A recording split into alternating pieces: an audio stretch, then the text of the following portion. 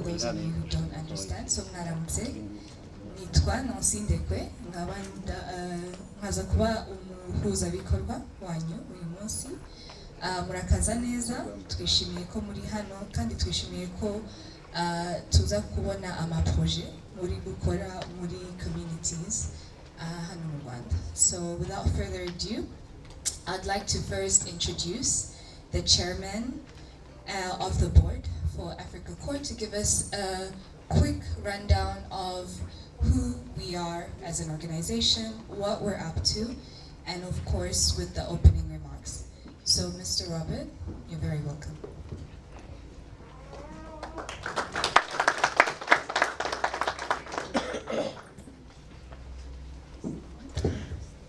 Hello, morning.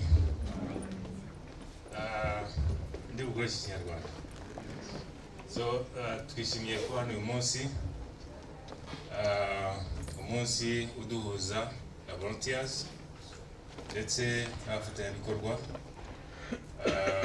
Ni umunsi mwiza wo kugira ngo tuganire tumenye ibyo ba volunteers bakorana n'abaturage mu byaro kandi bifitiye cyane akamaro abaturage mu buryo butandukanye ndetse bufitiye akamaro namwe ba volunteers. Ukuntu bifitiye akamaro abaturage nuko hari ibyo bibungura mu mibereho myiza ndetse mu buryo bwa economy. Icyo bifasha volunteers nuko nawe mugira ibyo mwiga, muri abana bato byanza kwiga, hari ibintu byinshi mwigirayo nubwo izo project ziba zigenewe abaturage mubafasha kugira ngo bagire icyo bigezaho mu buryo bw'imibereho, mu buryo ndetse bashobora no kukuramo amafaranga.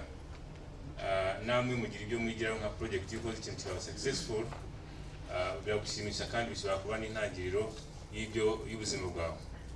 So nkabashimira CEO wa CorpsAfrica n'abandi ba directors ndetse n'abatumirwa, nkabashimira yuko mwitabiriye inama y'uyu munsi kandi turi bwigiramo byinshi bikorerwa muri CorpsAfrica. Murakoze.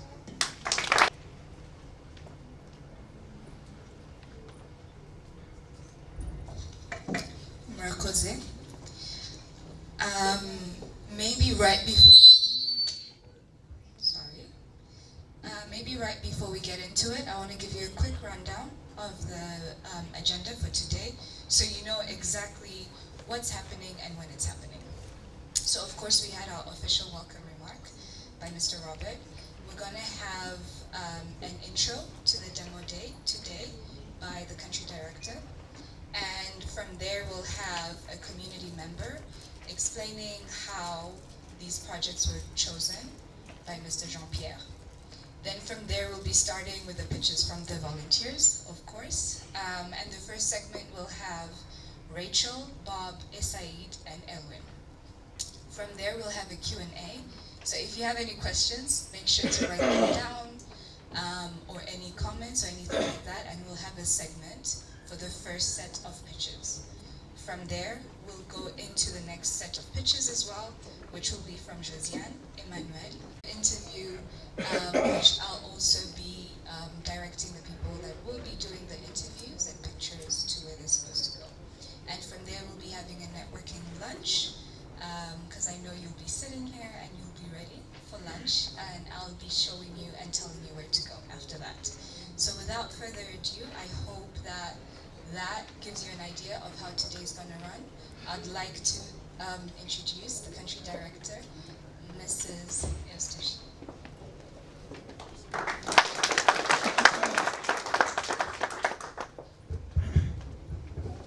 Thank you, Nancy. Banyakubahwa abakozi inama y'ubuyobozi ya CorpsAfrica, banyakubahwa ababyeyi b'abana bacu baba volunteers, banyakubahwa mwaje muhagarara ibigo byanyu, mwaramutse. Munyemerere mbanze mbereka abashyitsi bacu, nagira ngo abagize board ya CorpsAfrica bahaguruka mukabamenya mukabaramutsa.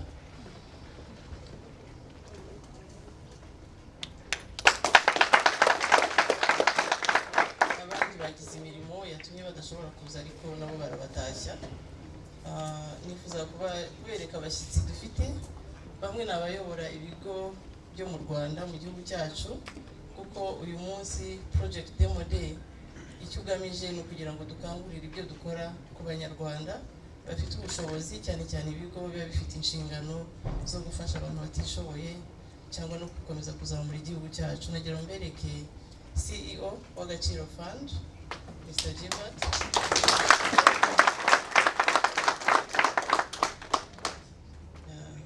Ndabereka ukuriye Crystal Connect Foundation. Ndabereka uwaje ahagarariye IHS, ni ikigo gishinzwe iminara mu Rwanda. Hari uwaje ahagarariye Rotary Club Sauda. Hari uwaje ahagarariye umuyobozi wa Bika Foundation Noel. Hari n'uwaje aturutse mu kigo cya Benera. Mwese tubahaye ikaze kandi turabishimiye cyane. Dufite n'abantu bakomeye cyane hano baje baturuka mu bice aba bana bakoreramo, ariko harimo n'ababyeyi, bamwe mu babyeyi b'aba bana twatumiye, tugira nabo bahaguruke mu bakira.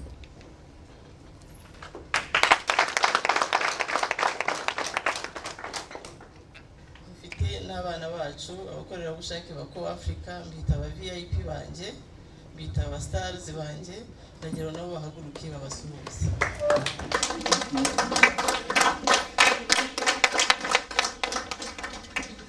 Hari n'inshuti zabo z'abakorerabushake ba JICA, umwe yitwa Murekatete na mugenzi we, nabo bahaguruka.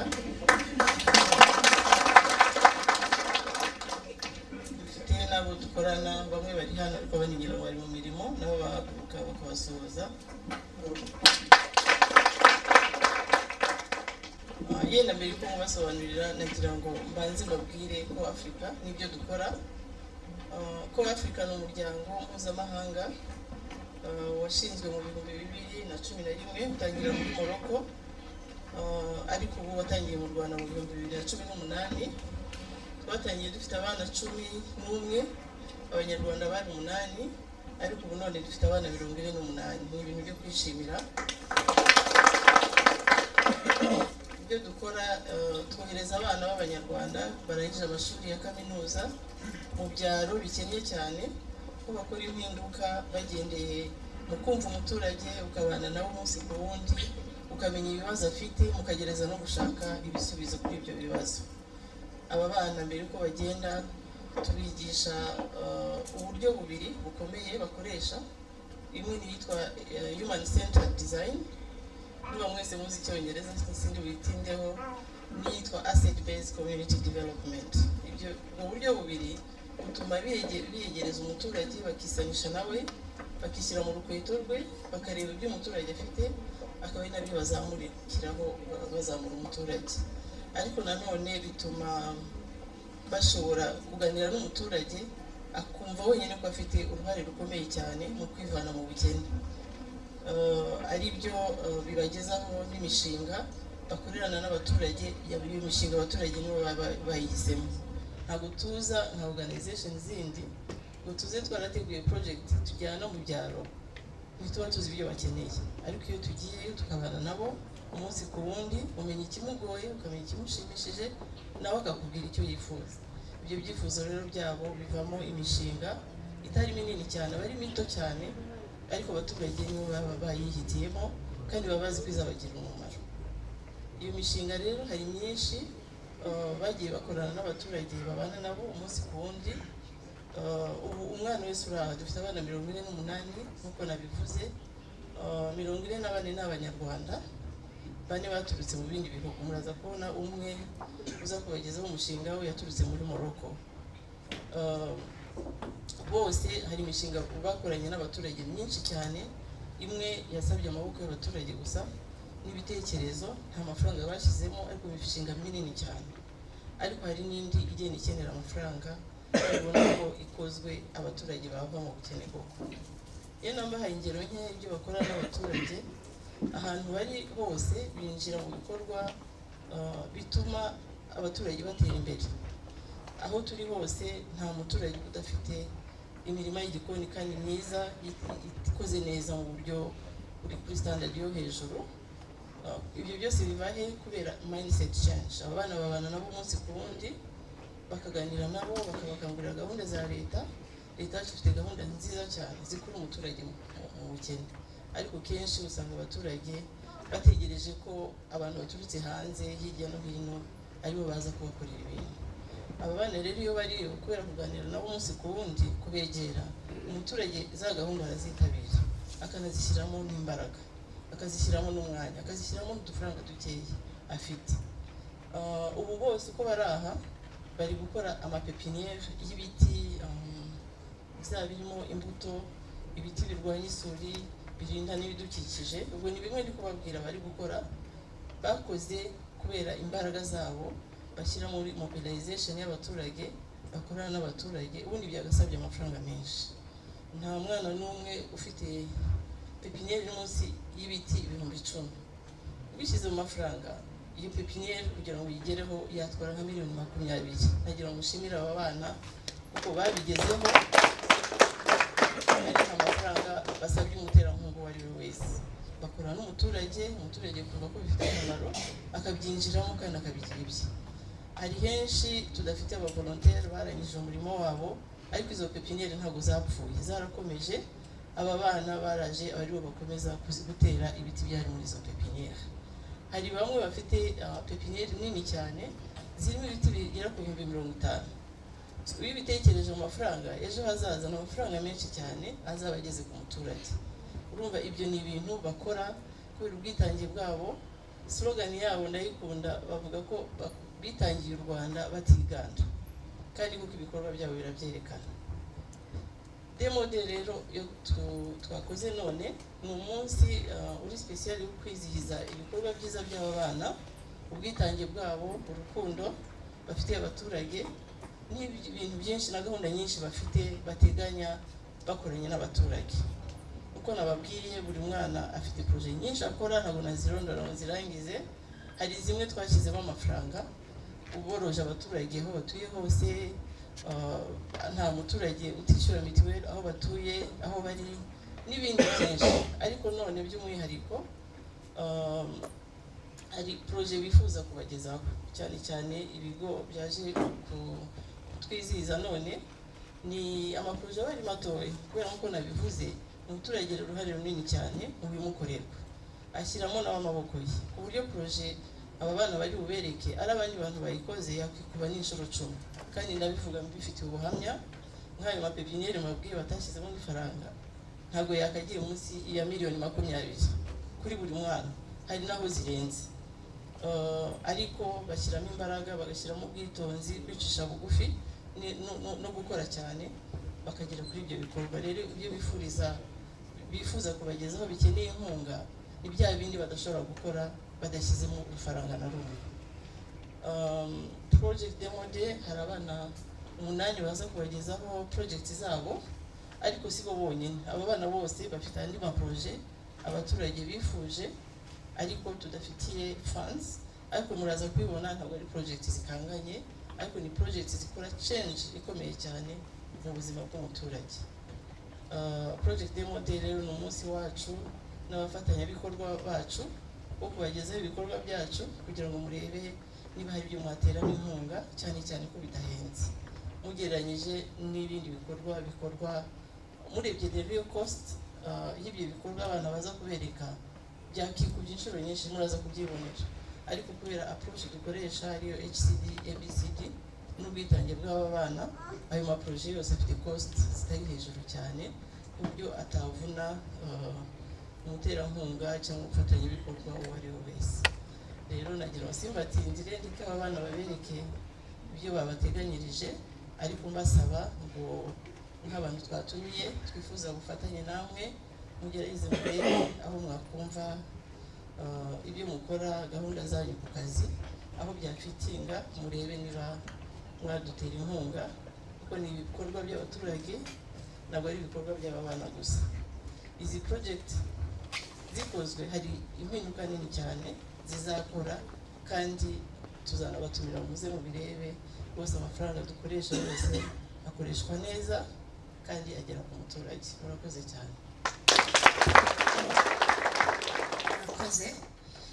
Kwakira Jean Pierre Muvandimwe kuza kutubwira uko izi projet zatoranyijwe.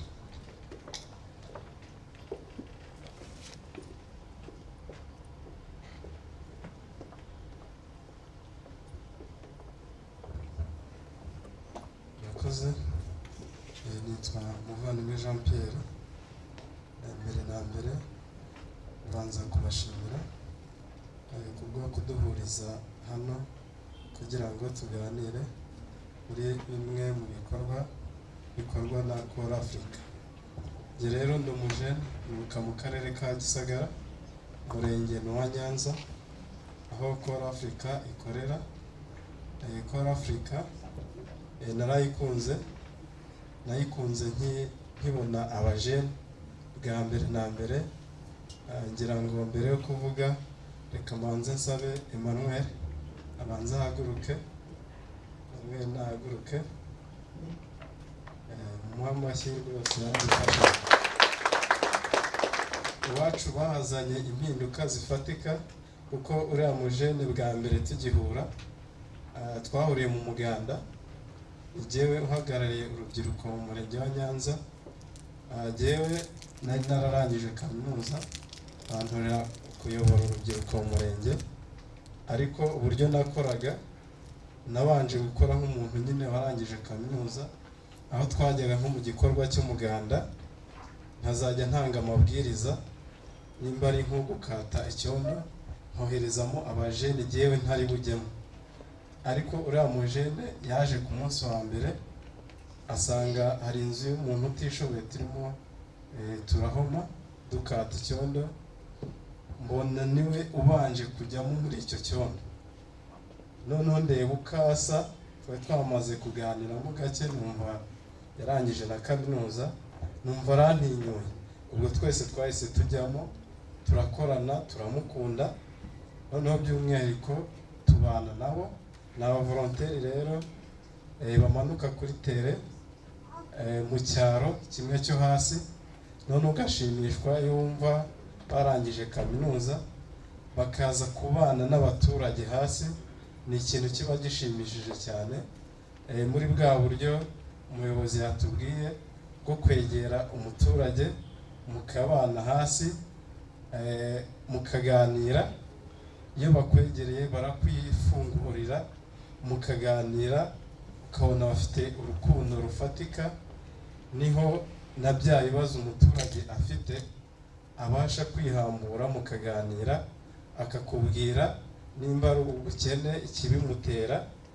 Noneho nyuma y'icyo kiganiro muhita mufatanya gushaka ibisubizo. Ntabwo bigarukiraho ngo umuturage aganye nawe wikirize ubundi birangirira aho ngaho, ahubwo muhita mufatanya gushaka ibisubizo. Ibi byarakozwe rero iwacu, aho nta matsinda mu rubyiruko, amatsinda nta yarahari, ariko badufashije kwegeranya urubyiruko kuko nk'akagari bakoreramo kugira ngo mpagere n'uburyo ari icyaro gikomeye byarangoraga no kubona abajene baho bikaba bigoye. Baramfashije rero mu ubwo bukangurambaga mbona abajene turakorana tujya mu matsinda y'ubwizigame kugira ngo bya bibazo dufite tubashe kubikemura. Ayo matsinda rero twarayakoze kandi ubu ngubu ameze neza. Ari nk'itsinda dufite ry'icyitegererezo rya pipiniere, aho mu rubyiruko twari dufite ikibazo cyo kubura ibiti dutera nk'imihigo y'urubyiruko, tugashaka mu murenge wose ugasanga nta biti tubonye kandi uwo muhigo tugomba kuwukora. Iyo pipiniere rero hari imeze neza, turimo turashaka yuko igomba kuba n'icyitegererezo mu karere kose. Icyo ni ikintu gifatika CorpsAfrica dufashije kugeraho. Ikindi nanone ni ukwegera abaturage kugira ngo dufatanye gusubiza bya bibazo biba bibabangamiye. Hari ikibazo gikomeye cy'abana bata ishuri, ariko twakoze amakampeni atandukanye. Hari kampeni twise back to school campaign, aho tujya mu ngo z'abaturage tukaganira nabo, umuturage wavanye umwana mu ishuri tukabanza tukumva impamvu yiwe icyabimuteye kugira ngo akure uwo mwana mu ishuri. Nyuma y'ikiganiro muhita mufatanya kurebera hamwe igisubizo, kuko nk'urugero natanga nk'umuturage twegereye tumubaza impamvu yavanye umwana we mu ishuri, aratubwira ati jyewe buriyo mbirebye nkabona umwana wanjye yarangije 6 abanza, jye ntarakandagiye mu ishuri, mba numva ari ikintu gikomeye yagezeho, nubwo yavamo nta kibazo byamutera. Noneho tukamushishikariza tumwereka yandi mahirwe umwana afite mu gihe kiri imbere, biza kurangira umwana agarutse mu ishuri. CorpsAfrica rero turayikunda, ni byiza cyane kubona ari abavolontaire n'umutima mwiza bafite, bereka umuturage atari ukumukanga ahubwo kamwegera mukaganira, akabasha kukwereka ibibazo mugafatanya kubisubiza. Ibyo bakora rero bitanga icyizere no mu gihe kiri imbere, ni ibintu biramba, nicyo nabikundiye, kugeza naho urubyiruko twagize ibindi bitekerezo byagutse mu murenge wacu, natwe duhita tubasha gushinga umuryango utegamiye kuri leta, bawita FMI ubumuntu, cyangwa se Friends of Motherland Initiative ubumuntu, aho uwo muco twamaze kubona muri CorpsAfrica dushaka kuwimakaza iwacu muri bya bikorwa bitandukanye, kugira ngo batazagenda ibyo basize bigahita bisenyuka. Uwo muryango rero twarawushinze, n'ubundi ibyo bikorwa bitandukanye byo gufasha abo batishoboye dukunze kubikora, kandi tukabikorana n'abo ba volontaire cyangwa se abakorerabushake. Uwo muryango twahise natwe dushaka abakorerabushake, nk'uko twababonye natwe turavuga ngo reka dushake abazajya badufasha muri ibyo bikorwa bitandukanye. Muri rusange rero CorpsAfrica muri bwa buryo bakoresha bwo kwegera umuturage ku isonga, umuturage icyo yifuje, kuko bo ntabwo bazana amafaranga ari liquide ngo bayaguhe, ahubwo bo bashobora kuguha ibirenze amafaranga, kuko iyo bakubakiye ubushobozi mu mutwe uba ufite nawe impamba ifatika byo kugira ikintu runaka wishakamo ibisubizo, kuko twamaze kubona ko umuturage adakennye iyo ufite imbaraga, akaba afite amaboko, akaba afite umutima utekereza, nta mpamvu zo gukomeza kuguma mu bukene, cyangwa se ngo umuturage akomeze afashwe umunsi ku wundi usange imyaka irashize indi iratashye. Nk'icyifuzo rero nakwifuza yuko CorpsAfrica yakwira hose, bari aba volontaire bakiyongera hose, kuko byatanga umusaruro ukomeye cyane. Murakoze, dukomeze tugire inama nziza. Murakoze Jean Pierre.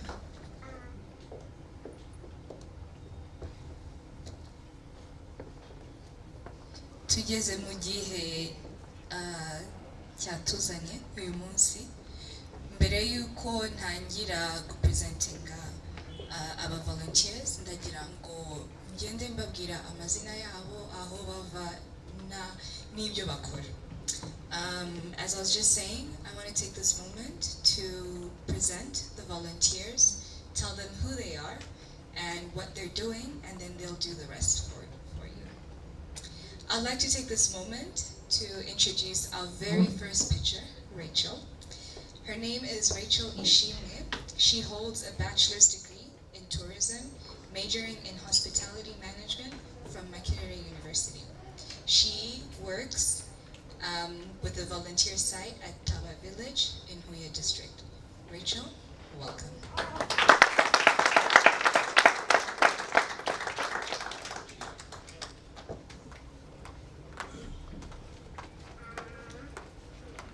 Thank you.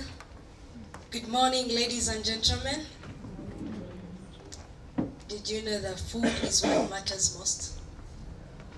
And did you know that agriculture is the main source of food? I live in a small village in Taba, where 80% of the community members, they survive on agriculture. And among 353 households in the community, they harvest 1 to 2 sacks of 100 kgs of seeds, such as beans, sorghum, maize, and soybean. Why not an agriculture harvest store? Today I'm standing in for a group of 30 youth members in my community. Despite of their depression, hopeless, due to the bad situation and their vulnerability, because they are facing a lot. They have poor access to the various skills that we can access as us. We are lucky. Regardless of that, they sat together with us, facilitating them, and they thought of addressing the burning issue in the community regarding agriculture by introducing a harvest store facility where they will buy, resell, and reinvest in agriculture.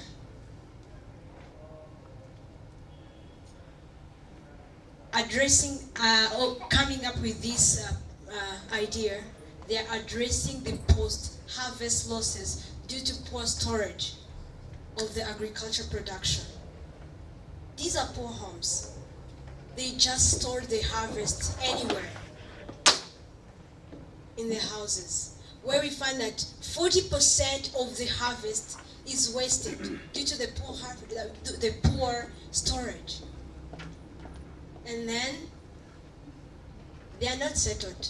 They want to clear that up by introducing an agriculture harvest store facility in their community, which is associated with various benefits like youth employment, improving market access, because most of the farmers can cover 7 kilometers to the nearest market. It is very hard, you can imagine that. And they can also provide common ground to the youth. When they are there thinking of what can develop them, it gets them united and think for their future. This is how we identified this project, through meetings. And there is an exercise that we always do, like community mapping, where they discover themselves what they need most for their development. And we have opportunities because most of them are farmers. They will bring their harvest. The youth will purchase it from them. And there is availability of land. Sorry for that.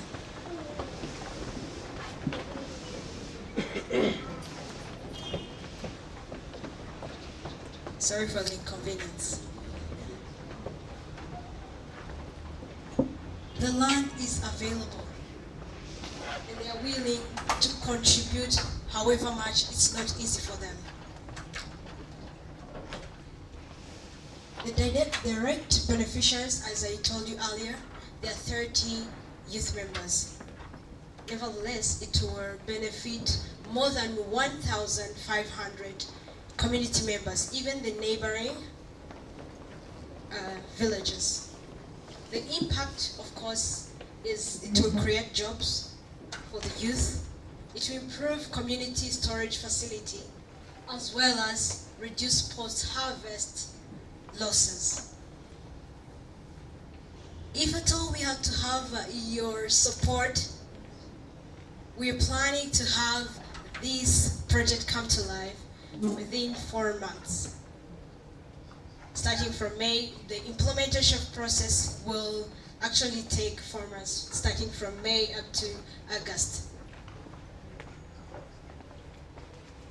The budget for this project, I will start by the contribution. The youth are not empty-handed. So far they have contributed 500. It's hard. And they are willing to contribute up to 2,874,000. Where we are requesting for 9,788,000.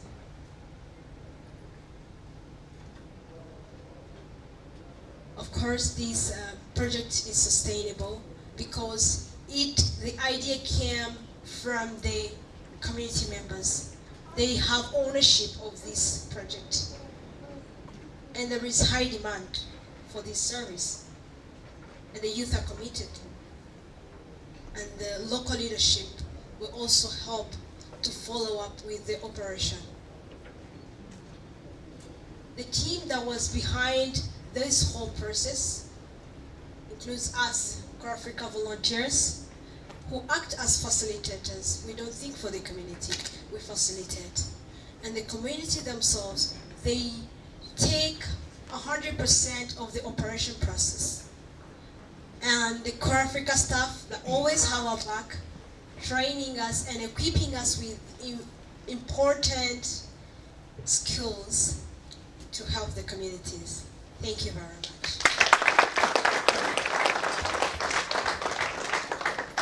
Thank you, Rachel. Of course, as mentioned earlier, if you have any questions, we have a segment for questions and answers. So what we'll do now is we'll start off with all the 4 pitches and then have a segment for questions and answers from Rachel. So if you have a question for Rachel, please make sure to note it down and we'll have a segment for them. Thank you. I hope you're all noticing that the wind wanting to join us means that this has an impact to the point that the environment wants to be a part of us. Moving on, for the second pitch, I'd like to introduce Bob Sande, who is a devoted environmentalist with a bachelor's degree in environmental science from Makerere University. Bob currently works at Njejoro village in Musanze district. Bob, you're welcome.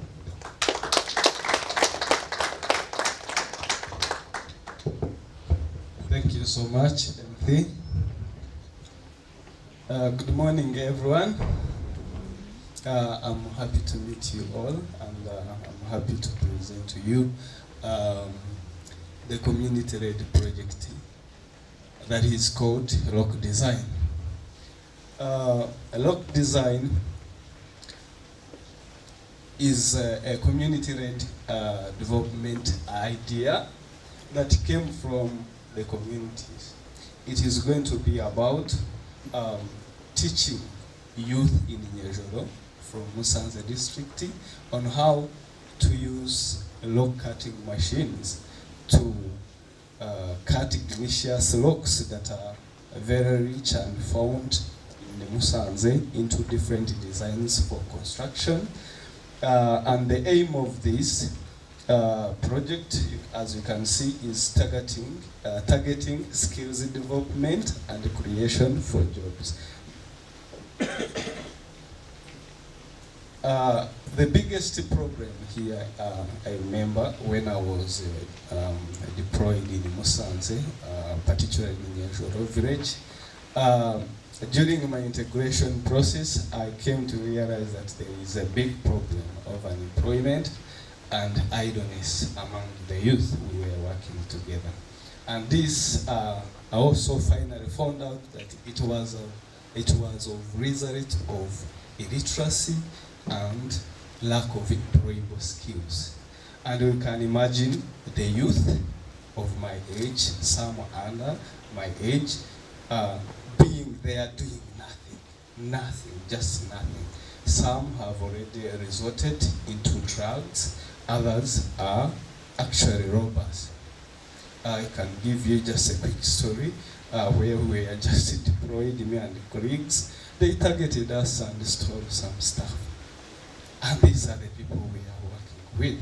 So I was so saddened to find out that these hope for the future are doing these things. So as an agent of change, I talked to them, we thought and discussed how we can come out of this problem. And what is amazing is that most of their parents have big hope that these people in the future can do something. And if you look at the current situation they are in, definitely everyone can predict that they are going nowhere. They are going nowhere. So this is the very time we started having different meetings, applying different approaches that we were equipped with during our training. Most of them innovators campus, community mapping, needs assessment to find out what is this problem and how can we come out of it. And we are glad to find that among the youth, some had some skills that can be replicated to help their fellow youth come out of this situation. And again, what is important, there were a lot of assets at their disposal that they were happy to make a good use of them and come out of this problem. This is when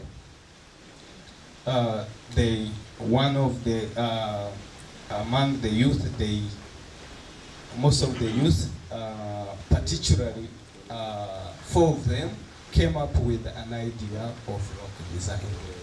So with that, using Innovators Campus, and we were discussing how can this now help us.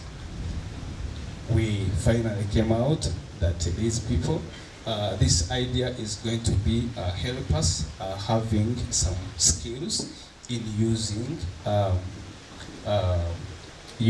lock cutting machines to make different designs out of these locks that are found in Musanze, to make different construction materials that they can be used in different construction projects, even in Musanze or outside Musanze. Then later on, we also thought of how we can create a job out of these skills. This is where we discussed that these people can create a job out of this, and the job will be for selling, making, actually even be teaching them how to construct using these materials. The direct beneficiaries of the project are 42 youth, but most of the villages, youth from neighboring villages are also willing to join us, and they are going to be more than 360 youth who want to buy in and our idea.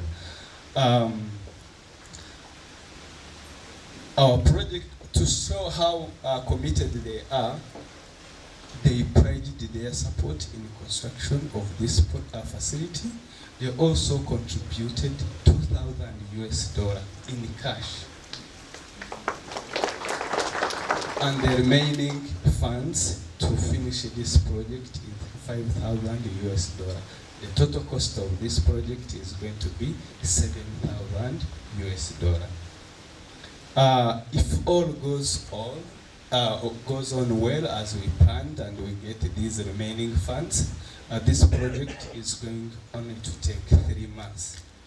The biggest key milestone is going to be 2 months of training, equipping these youth with the skills, then the implementation of this project. The impact we predict that this project will have, of course, as I mentioned earlier, job creation, skills development, which is going to cover the other key issues I told you about, which is hopelessness, lack of any income generation sources, and all that. Of course, there were a big team behind this project for it to come into into life. Most of them, they were the community members, the direct beneficiary of the project. Of course, the CorpsAfrica, the fellow volunteers, staff, who were always giving me good ideas on how we can shape this project so that it comes into life. Dear funders, dear private sector, dear government representatives, if now that you understand the genesis of this problem and what we are doing to solve it, if you can feel like you want to contribute towards it, please do the needful. I thank you so much. Thank you, Bob. I'd like to take this moment to introduce Said Mera, a Moroccan who holds a bachelor's degree in sociology and a master's degree in social transformations and human development from Mohammed V University of Rabat. He is a PhD student at the ABN Tofile University of Kenitra. Volunteer site is in Gachinyiro village in Musanze district.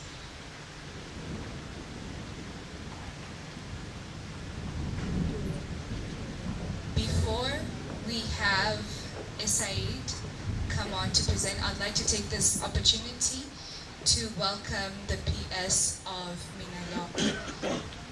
Welcome today.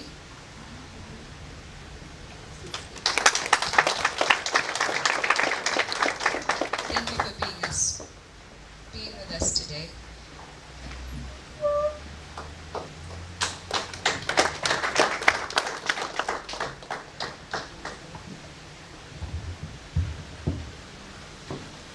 So much. Distinguished guests, fellow volunteers, ababyaye, abaturage, good morning. Waramutse. I believe that, as Nelson Mandela said, the future of any country depends on the physical and mental health of children. As I believe that the future of Rwanda depends on mental and physical of children. But did you know that in Rwanda there is 22% of children that they have just the access of playground at their school. So that's why I am here as an exchange volunteer, as a Moroccan, as an African, to advocate the community-led project that we named the Gachinyiro Spotlight project that aims to provide recreational space for 2,000 students in Gachinyiro village. And we aim by this project to change the life of these children and create a new generation of Gachinyiro village. And to improve mental and physical health of community members and students also.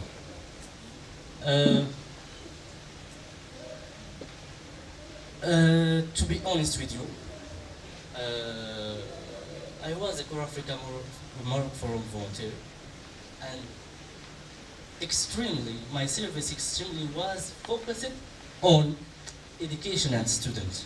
When I came to Rwanda, exactly in Gachinyiro village, 7 months ago, the first thing I observed that there is a lack of sport field in rural area, and that led to many problems. The most important one is physical inactivity and poor academic performance that affected by sedentary lifestyle of the student. Even when I did my one-on-one meeting with my community members. I visit each household. Each household I find one or two children. Why they are not in the school? Simple problems, uniforms, financial support by family, also the area, the environment of the school can't help them to focus on their study. So, as I mentioned, we use 2 months. Immediately after that meeting, I go immediately with my facilitator, Bob, and I thank him so much. We discuss about the area of the school, how we can, as a volunteer, how we can make the student care about their academic performance by using a lot of tools: community mapping, community meeting, innovators campus, also in-depth conversation with stakeholders. And after that, I'm proud to say that the project, we choose the project by 3 projects. The community members, they show us their support. They give us the land. They contribute. They add financially contribute, and extremely I was proud of myself, of my community, of my colleague, that we had a support from local community leaders, and that's what was helpful. So as you see here, this is the biggest challenge here. I think this is the only project that above $20,000 and $77 as the project cost. Let me show you. You are here, all Rwandians. You know the situation in rural area. Imagine community contribution. They don't have nothing. Even some family, they don't have something to eat, and they contribute by Ijana, by Ijihombi, by 500, and we have in this moment we have $2,079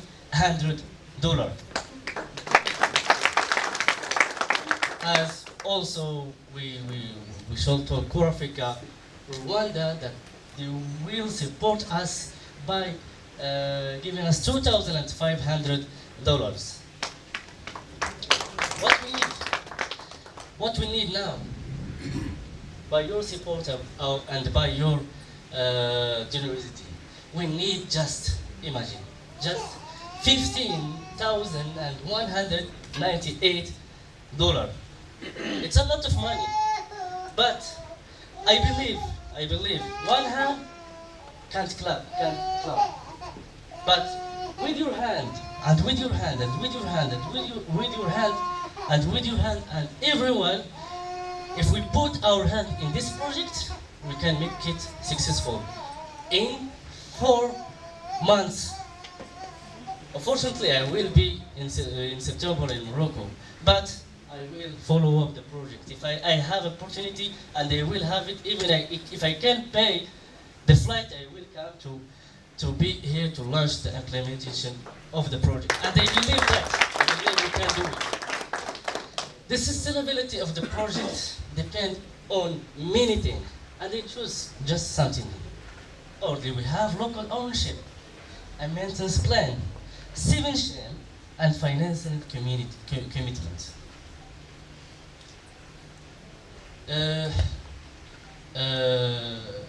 I want to talk about the beneficiary, if you allow me. Yeah. Imagine 2,000 students, more than 2,000 students. They are directly beneficiary in 3 levels: primary school, and secondary school. Even kindergarten there. Every time I go to the school to visit,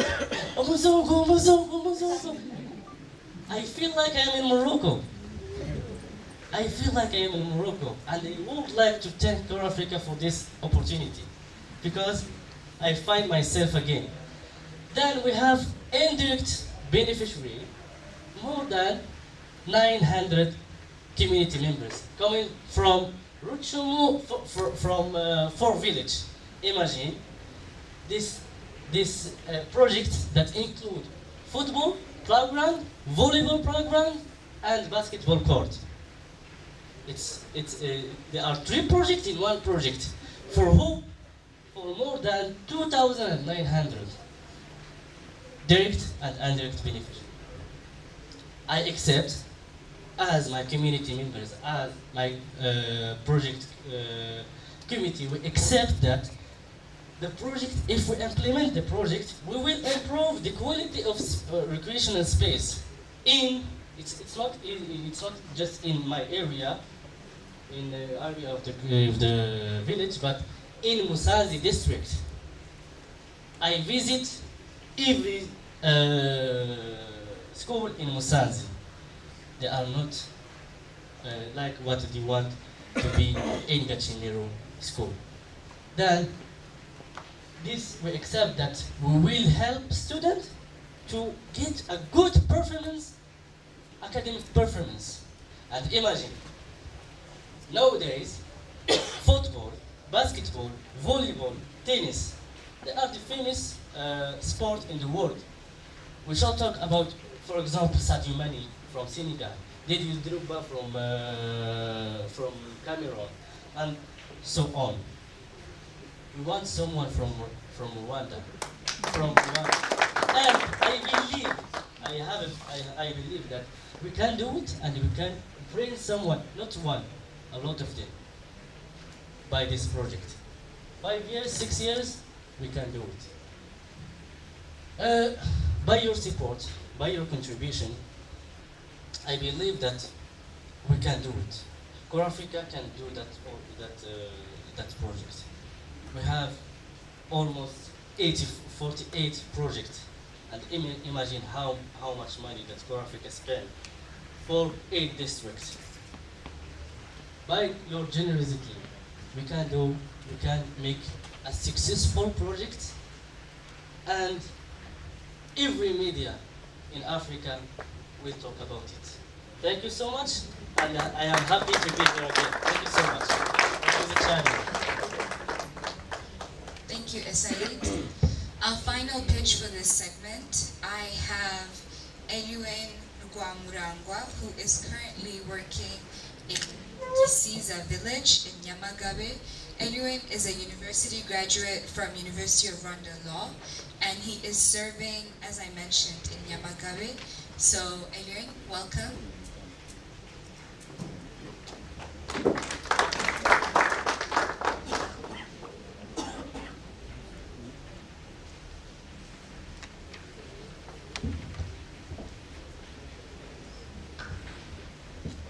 We'll come to you.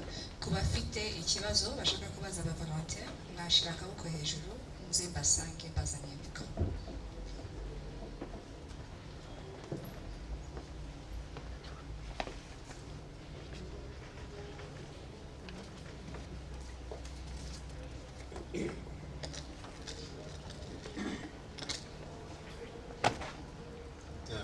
Murakoze cyane, tugatsinze ibisireme umujyanama muri organization CorpsAfrica Rwanda. I'll start with a compliment. Mukuri ndagira ngo dushimire our facilitators.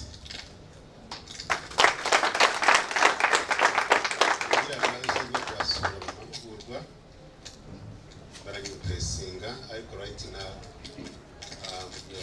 neza approach barimo gukoresha which forms the culture organization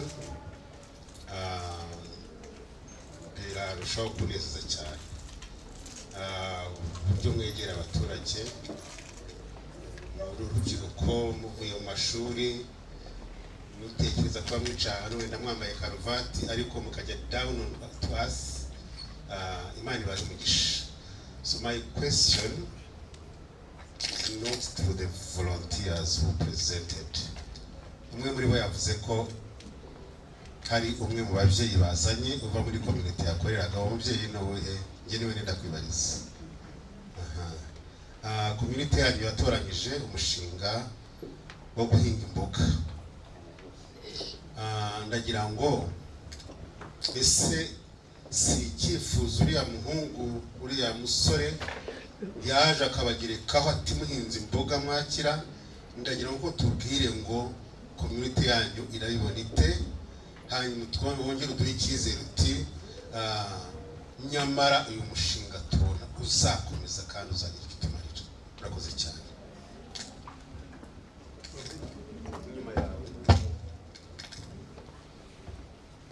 Murakoze. Yewe nitwa Uwihanganye Leonidas, naturutse i Nyamagabe. Nk'uko izina ry'ubutumwa ryacu turi urugero rw'ibishoboka mu rugamba rw'iterambere. Bose abaturage bo mu mudugudu wa Giseza, ubye umurenge wa Mbazi cyangwa se akarere ka Nyamagabe, ngira ngo murabizi ko ari akarere gafite ubutaka bw'ubushayi. Nk'uko rero yabivuze, bigatuma ubuhinzi bwacu butagendekeka neza kubera ko ari ubutaka bubi. Noneho rero nk'uko twabitojwe n'intore z'Urushinambwe Kagame Paul, kwishakamo ibisubizo. Muri kwa kwishakamo ibisubizo rero, mu nama zabagaho turi mu nteko z'abaturage, aba bakorerabushake cyane cyane harimo Rwanda buriya yaraje, kuko muri nyobozi y'umudugudu nanjye ubwo noneho ahageze areba ibibazo dufite. Nk'uko yakabivugaga, yahura n'abana barimo bagenda mu muhanda, yabaza se bimeze gute, kuki mutajya kwiga? Ati twabuze minirivare. Ese noneho murabona byagendekeka bite kugira ngo iyo minirivare izaboneke, kugira ngo abo bana bari mu mirire mibi bazayivemo? Duhitamo umushinga w'ubuhinzi bw'imboga, cyane cyane ko noneho nanjye ubwanjye umushinga w'ubuhinzi bw'imboga muwuzi neza, uburyo ubyara amafaranga, washoye amafaranga make kandi ukabona amafaranga menshi. Urugero ruri hafi, urugemwe rw'ishu ugura amafaranga 20, n'ujya kurigurisha urigurisha amafaranga 300. Ubwo ukizemo igishoro wasanga amafaranga 20, kirabona amafumbire, ukireho n'iki, nushaka wenda ruhagarara 100, bashyizeho na transport yo kubijyana ku isoko, amafaranga 200 y'inyungu. Aje mu gihe kingana iki? Ishuri ryerera iminsi 90. Ubare noneho waramutse wahinze ingemwe 10,000, waba uri mu mamiliyari. Rero kuri igitekerezo cyacu twagize, hanyuma akajya twunganira cyane cyane. Inkunga ya mbere twemerera kuri Afurika yaduteye kwishakamo ibisubizo. Uhereye ku mbaraga nkeya ufite, ugomba kuzikoresha ukagira aho ugera kandi heza. Murakoze. Hari ikindi kibazo wari wambajije gutese, mufite cyizere ki cyuko ibyo twagezeho dushobora kuzabisigasira? Ibyo turabizi neza cyane nk'Abanyarwanda ko burya gusigasira biruta kubaka. Impamvu ni hubatse ntusigasire byabaze. Rero tubijeje ko bose tuzabisigasira neza, imwe tukabisangiza n'abahandi. Murakoze.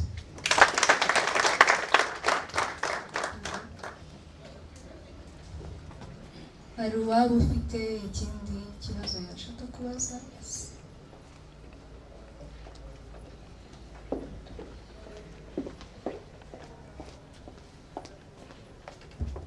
Murakoze. Nitwa Pierre Celestin Nkundimana, naje nurutse mu karere ka Nyamagabe, ndi umuturage wabo.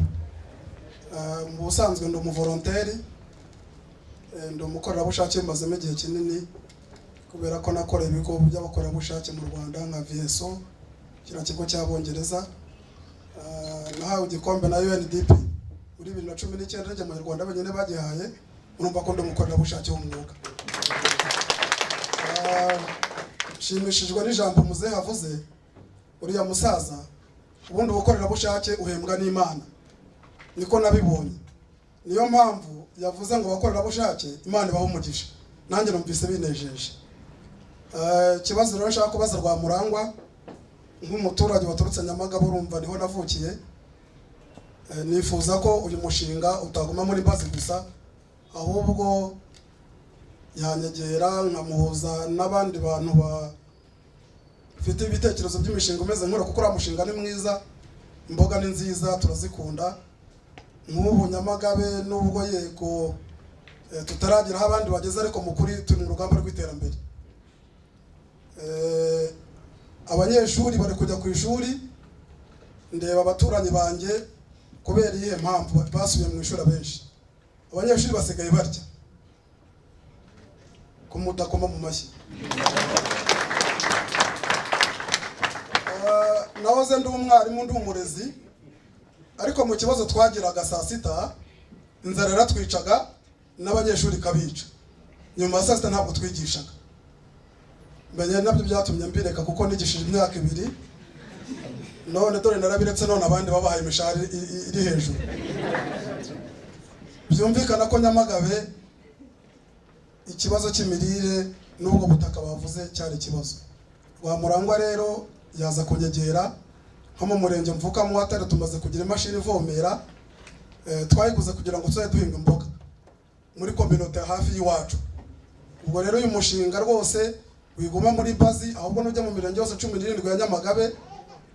Twegere n'ibigo by'amashuri, n'uhagarariye PAM mu karere abahari, kugira ngo ya nkunga leta iha ibigo by'amashuri, kugira ngo abana bashe kurya, bajye barya bariho bafite imboga ziri ku bishyimbo n'ako kahunga, n'ibyo birya abana bajya ku ishuri. Murakoze.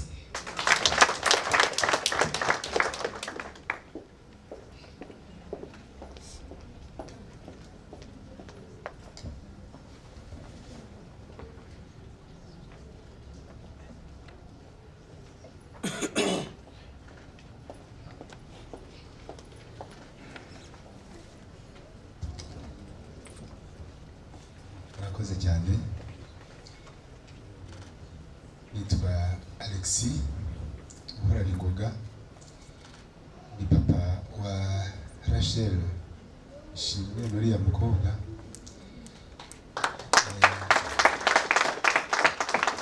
Nagize amahirwe yo kuba muri iki gitaramo kugira ngo nanjye nkumva ibyo abana bacu bagezeho. Mbona ari ibintu by'indashyikirwa, kuko iyo ari abana barimo kubikora, abakuru byaratunaniye kandi bakabikora mu bwitange, numva biri mu rwego rwo hejuru. Mu myumvire wikuruye wasanga ari ibintu bikomeye cyane. Nagize amahirwe yo kumwumva, nsanga narabyaye Umwongereza kandi ari Umunyarwanda.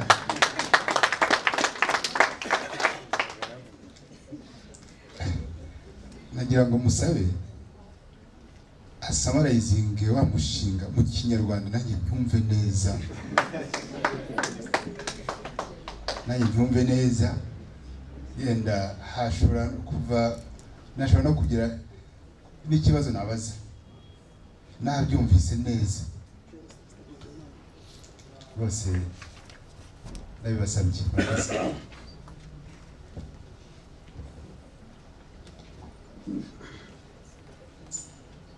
Murakoze. Muri make uyu mushinga ni umushinga watekerejweho n'urubyiruko nkorana narwo mu mudugudu wa Taba, aho bagiraga ngo bakemure ikibazo cyugarije ubuhinzi bwabo, uko 80% y'abaturage batuye muri Taba ni abahinzi. Ku musaruro basarura ku ngo 353 zituye uyu mudugudu wa Taba, bose basarura umufuka umwe kuri 2 ya kirojana y'imbuto zitandukanye nk'ibishyimbo, amasaka, ibigori na soya. Ikibazo gihari ni uko mu buryo banatuye ubwabyo n'uburyo bahunika babika imisaruro yabyo ntabwo ari uburyo buboneye kandi bwiza butuma imisaruro yabo yabikwa igihe kirekire, bityo ugasanga 40% y'ibyo basaruye birangirika kubera ko bibitswe nabi. Kandi naho bajyana ku masoko ni kure ku buryo umuhinzi ashobora gukora nka kilometero 7 ajya ku isoko riri hafi. Ubwo rero bityo urubyiruko narwo rwararebye ruti nubwo wenda bugarijwe n'iki kibazo cy'ubukene, wenda badafite n'ubumenyi buhagije, ariko ntabwo bagomba guheranwa nabyo. Baravuga ati reka turebe uburyo twakemura kibuze iki kibazo tuniteza imbere. Niko gutangira umushinga, gutekereza ku mushinga w'ubuhunikiro bw'imyaka. Bakarangura ubuhunikiro, bakarangura imyaka ku baturage b'abahinzi, bakayihunika bakanayicuruza, bakaba banayigurisha ku baturage basanzwe bashaka kugura ibyo kurya, bakaba bakongera no kubagurisha bashaka imbuto yo gutera muri sezo ikurikiyeho y'ubuhinzi. Muri make ni uko nguko umushinga uteye. Murakoze.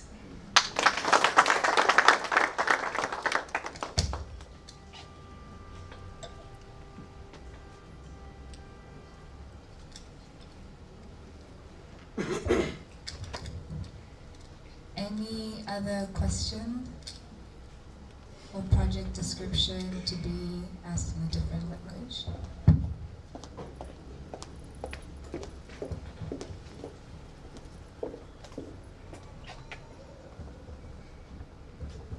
Murakoze cyane. Nitwa Regine Yamuremye, nkaba ndi umwe mu bajyanama ba CorpsAfrica. Ndagira ngo nanjye mbanze nshimire cyane abana bacu volontaire, urubyiruko rwa CorpsAfrica ku murimo mwiza n'ubwitange ndetse n'impinduka bari kuzana mu baturage. Nshimira byumvikana n'umuryango CorpsAfrica ubaba hafi unabatoza. Turi mu gihe kitatworoheye nk'ababyeyi cyo gutoza umuco abana bacu, urubyiruko cyane cyane mu mijyi. Abarera mu mujyi usanga dufite icyo kibazo cyo kugira ngo dutoze abana bacu umuco. Nitegereje cyangwa se nateze amatwi ibyo bagiye batubwira, uburyo barangiza universite rimwe na rimwe barakuriye mu mujyi, ariko bagashobora kumanuka bakajya mu giturage, bakegera abaturage, bakabana nabo umunsi ku wundi, bakabatega amatwi, bakagera n'aho bahindura ya myumvire yabo, bakaza kugera ku gitekerezo gihamye gishobora kububaka, gishobora kubazamura mu buzima bwabo. Ni ikibazo cy'amatsiko nabaza mwese, yenda rasheri by'umwihariko kuko n'umubyeyi wari hano, kugira ngo nabaze kuduha kuri iryo banga. Ni gute mubona ubwo bushobozi cyangwa se iyo mpano muyikura he yo kumenya kugenda mukicisha bugufi, mukibagirwa za ndoto mwari mufite nk'aba universitaire, mukabana n'abaturage mukabumva kugeza aho mugeze ku mishinga nk'iriya? Ese muri mwebwe ntabajya bagera hagati ngo bacike intege? Mfite amahirwe ko hariya Rachel aba muri Taba, natwe dukorerayo, abaturage baho ndabazi, ubuzima bwaho ndabuzi, utwo tuzu bavuga bajya gucumbikamo ndatuzi. Izo ngufu muzikurahe? Ntawe ujya anyuzamo ngo avuga ati naribeshye, yegere mama Estoki ati wambabariye nkavayo nkajya ahandi cyangwa se nkigarukira i Kigali nkabashimira ko aho naringereje numva ntashobora gukomeza. Murakoze.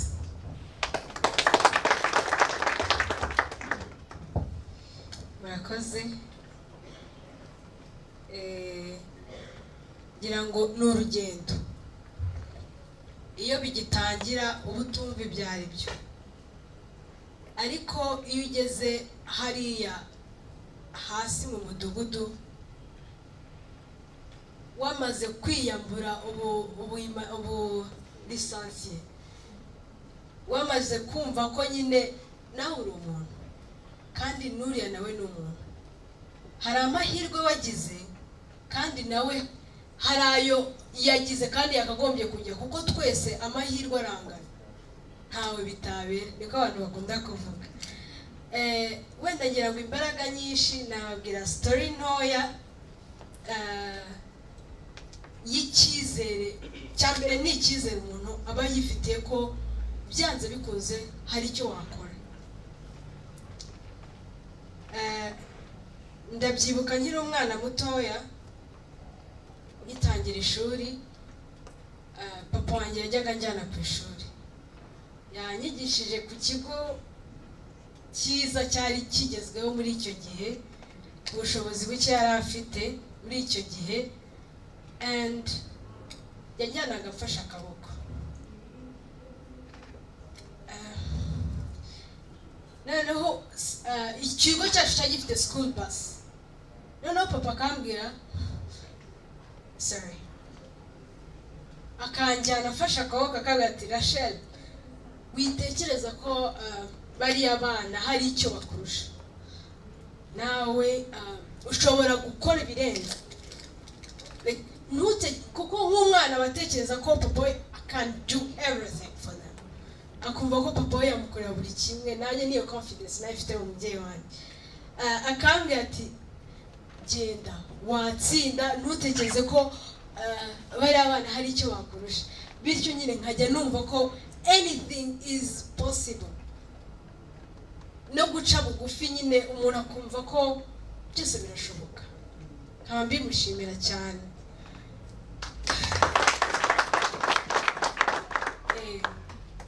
Rero muri make ntago aba ari imbaraga z'umukorerabushake ku giti cye, haba hari izindi mbaraga zituzengurutse. Ngira ngo twagiye tubivuga, hari abayobozi bacu bahora badukurikirana umunsi ku wundi, ntabwo tugenda ngo baduterere, baraduhamagara bakadusura, bityo ukumva ko utari wenyine. N'umuturage ubwe niyo ugezeyo hari igihe bwa mbere bigucanga, ariko abaturage nabo ubwabo ugasanga babaye famiye, ukabona ntabwo uri kubikora wenyine, ahubwo n'umuturage arabigufashamo, abayobozi n'abakorerabushake bagenzi bacu tuba turi kumwe. Ni umurimo tudakora twenyine, ahubwo dufatanyije. Mu bigaragara wenda ushobora kuwukora wenyine, ariko hari izindi mbaraga nyinshi ziba zituzengurutse. Murakoze. Thank you. If we don't have any other question, we can go ahead. Yes. Okay, 2. Perfect. Murakoze cyane. Nshimishijwe cyane na projects abana bapresentinze zavuye ababyeyi babanye nabo, ari ababyeyi n'abana bose n'abahanga, kuko project batanze iyo uzirebye zifite icyo zigamije kugeraho, zifasha ba nyirazo kandi n'abazikoze bafatanyije nabo bafite ibyo bigiyeho. Mu by'ukuri CorpsAfrica mbona ifite intego nziza cyane cyane abantu kugira imishinga iyabo. Ibyo twaganiriye byose ni bigaragaza yuko umuturage ari umwe mu bategura imishinga kandi akayigira iye. Icyatuzanye hano rero kwakureba imishinga ndetse n'abatumiwe kureba icyo bafasha kugira ngo imishinga ishobore kugerwaho. Ngira ngo tumvise byinshi kandi twabyumvise neza, twabonye ari na byiza. nk'abafatanyabikorwa n'abayobozi batoranyijwe gufatanya na CorpsAfrica ndetse n'umuyobozi wabo, dutekereze mu buryo bugaragara kugira ngo dusapotinge ba nyir'imishinga ari abana bafatanyije n'abaturage ndetse n'abaturage kugira ngo bagere ku ntego bagamije kugeraho. Uko mbireba nk'uko babivuze, ni imishinga ntabwo ari minini cyane ku buryo byananirana, ariko bigezweho byaba byiza cyane, twagaruka hano twese twishima tuvuga yuko imishinga batugejejeho twarayisapotinze. Icyo nabonyemo ni uko ari imishinga ari uwa Rachel, Bob, Decide ndetse na Rwamurangwa. Byose ni imishinga ifatika aho bari. Batekereje rock cutting kugira ngo Musanze a lot of rocks, kandi abantu bakenera amabuye cyane kuyakoresha ibintu bitandukanye byo kubaka n'ibindi. Ari imishinga wa Rachel wo kugura imyaka abantu bejeje bakayibika bakayigurisha ndetse bakongera bagashoramo. Nayo ni umushinga mwiza urimo wongera agaciro mu byo bakora no gushakira isoko abejeje muri ibyo bice. Ari n'uyu w'imboga, byose ni imishinga mbese ibyara inyungu kuri community. So nkumva baritanze, natwe twitange kugira ngo tubyaze umusaruro ibyo batekereje, kandi batanze time, batanze ubwenge, batanze ubumenyi bushoboka.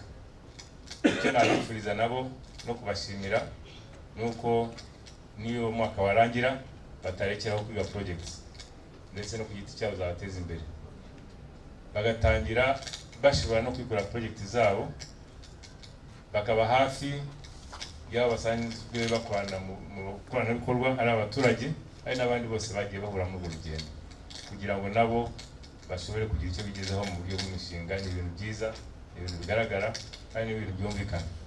Mbashimira cyane.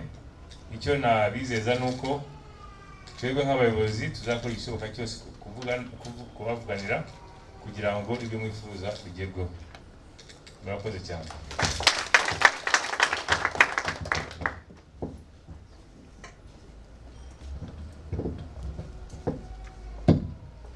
Thank you. Nitwa Wayne Noel, naje mpagarariye BK Foundation. Ndabanza mbashime cyane ku by'igikorwa, cyane cyane mwebwe volunteer, ndabona mufite imishinga myiza. Twegera muri BK Foundation natwe dufashe imishinga tubereyeho, ariko ikibigamije nuko igira impact irambye mu baturage. Kubw'ibyo rero hano hari imishinga nakunze. Hari umushinga wo gutera ibiti, tea planting, hakaza n'umushinga rock design. Dufite pira yitwa environmental conservation, dufite target yo gutera ibiti 800. Ku bwanjye nategereje yuko byaba byiza dukoresheje COP yuko dushobora. So uyu mushinga wundi wa local design nawe urumva ukeneye gusobanurwa neza, niba nta kuntu bizangiza environment, niba wenda hari ukuntu bizagira akamaro umuturage ariko bitangije nanone environment. Ndumva rero mwaza kwegera BK Foundation nkuko mwari mwadutumiye, tukabahereza imishinga tukayigaho tukareba. Murakoze.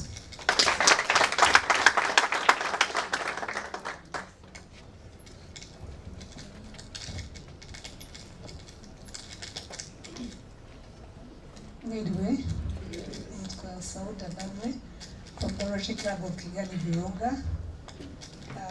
First and foremost, I'd like to thank the leadership, management of CorpsAfrica and our youth volunteers. I come from an organization that kind of does what you do, which is Rotary International. It is a service-based organization and kind of do volunteership. So I'd like to thank all the volunteers for the good service you do. Our motto is service above self. And I'd like to, I've listened to all your projects and, the impact that they have on our community, and keep up the good job. So my question goes to the two projects, the rock and vegetable growing. Because for these projects to keep going, there has to be sustainability. And I'd like to hear what your target market is and how you intend to market your products. Because with that, you can produce, but if you don't have a good plan, like a project plan, and see how you'll sell, plan to keep this up, it might fail. So what is it that, how are you planning to keep this going? Thank you.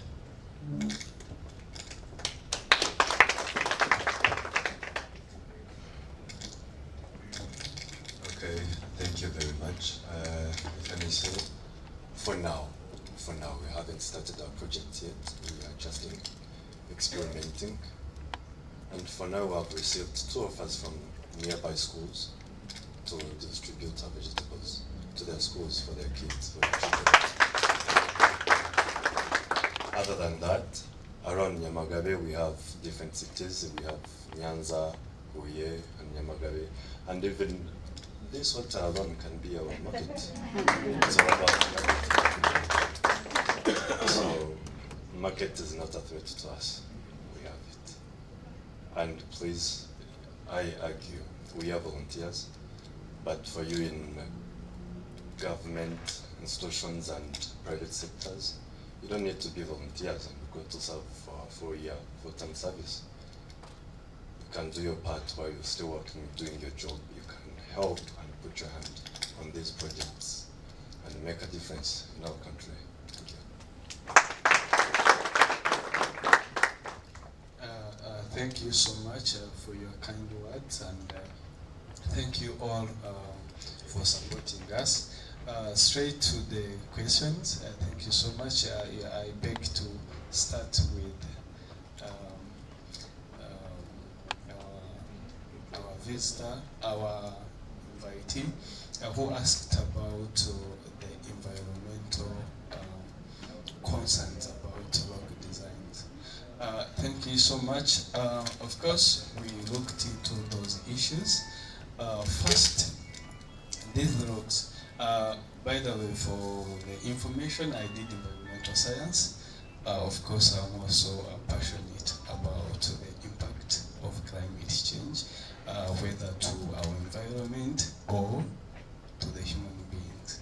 So, going to my project, we looked into different safety measures that will be put in place, mostly to the people who will be using these machines. Because first, I have to admit they have sound, they make a lot of noise, not that much. Again, these locks, they are everywhere. Actually, I don't know if you've been in Musanze, it's hard for the farmers to even get enough soil for agriculture activities. So most of, even construction, by the way, and we have been doing some survey to see where they remove these rocks, people can be able to construct their own housing. Where they remove these rocks, they also do reveling, people can do agriculture activities. Then the safety measure, we looked into how we can protect the people who will be using machines. They'll be having tools like ear protector, masks, overalls that are going to protect these people who will be there not to be affected. Then environment, actually we are actually helping the people to not be affected by any of the stages of our project. Back to the market issues. Actually, it's now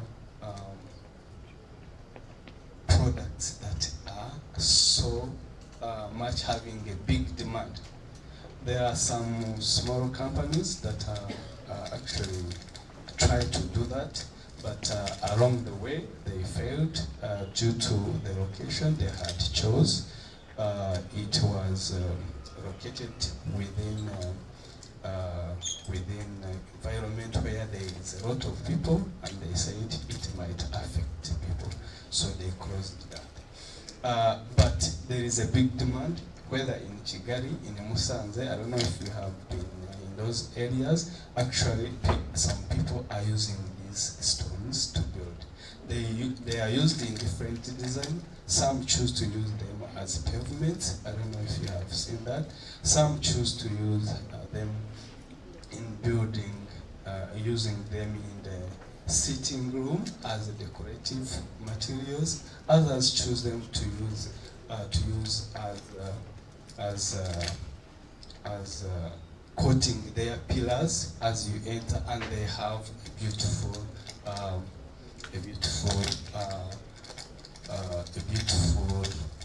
future. If you look at them, they are highly demanded for design. Most of the time, our customers are the designers who want their building facilities to look good, to look fancy, and these ones, they are also sustainable. They last long, not like these tiles which break anyhow. For them, they are a little bit strong, depending on the size of the rock you cut. Then about the sustainability, of course, we looked into two parts. One is ownership. Again, another one is the market. When people own the project, now it's theirs. But when they have a market to get what they want, that motivates them not to stop the business. Then another thing we looked at is that, is there any impact, negative impact can be caused by this project, so that maybe government or other people can claim and stop our project. So we were strategic enough to choose a good location that could not create any problem, using the idea that came from previous project that had failed. So we found a good location where we cannot disturb anyone, where we are not disturbing anything. No environmental impact, no any impact towards the people. It's isolated place where we are going to do this project from. I don't know if you are satisfied. Thank you so much. Thank you so much to the volunteers. You may please have a seat. And of course, if there's any other question, make sure to look for them and ask after, so that we can also have the second segment as well. So thank you to the volunteers and to everybody for the questions. We are coming to a moment where you get a break. We'll be having a 10-minute break. So please, you can go outside, have coffee, have tea, milk, and a little bit of a snack. And in 10 minutes, you can come back. There's snacks. You can bring in your cups with tea or whatever you want to drink, and your snacks inside, and then we can keep going. Uyu ni umwanya w'uko dufata ikintu cyo kunywa cyangwa se cyo kurya, ariko twabasabaga ko mwajya hanze mukabizana mukabyicarana kugira ngo dukomeze umuhango watuzanye umunsi. Murakoze. You may proceed.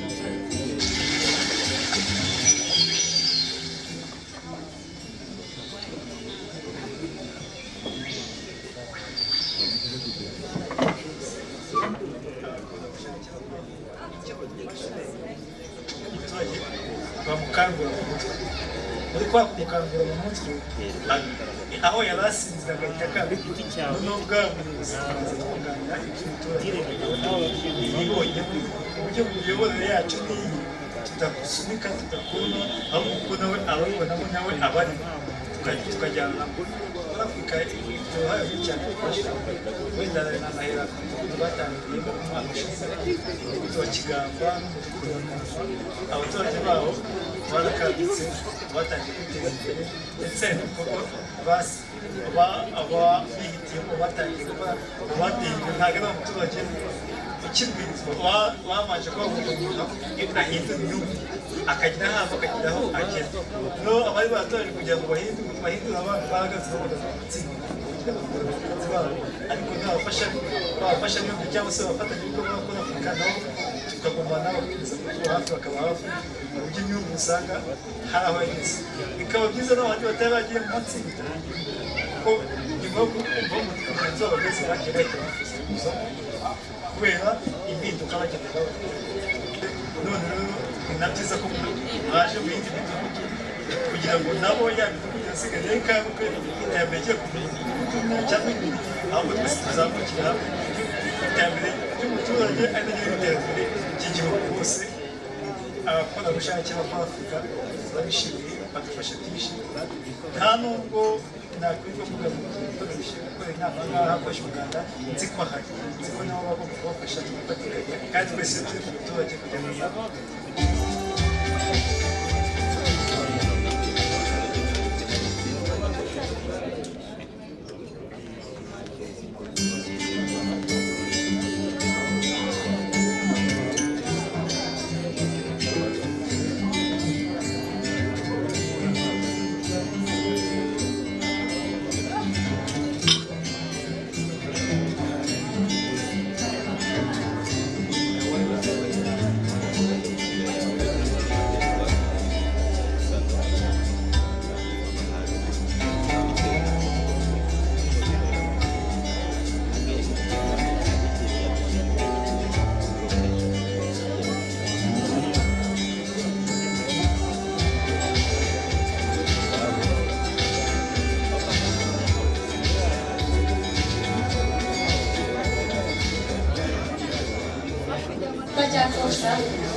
rwose ndishimira ko yagejeje ku bintu nk'ibi ngibi ubu ndetse hari n'indi myenda nagiye doda nkatanga aho bambaye nk'ibiraka nkabona amafaranga sinyibura isabune umutware yarakoraga akibaza buri kimwe cyose mu rugo, ariko ubu sinkimubaza ngo nshaka isabune, nshaka umunyu, yemwe hariho n'igihe no guhaha nshobora guhaha akaza asanga byahiye nshakaye.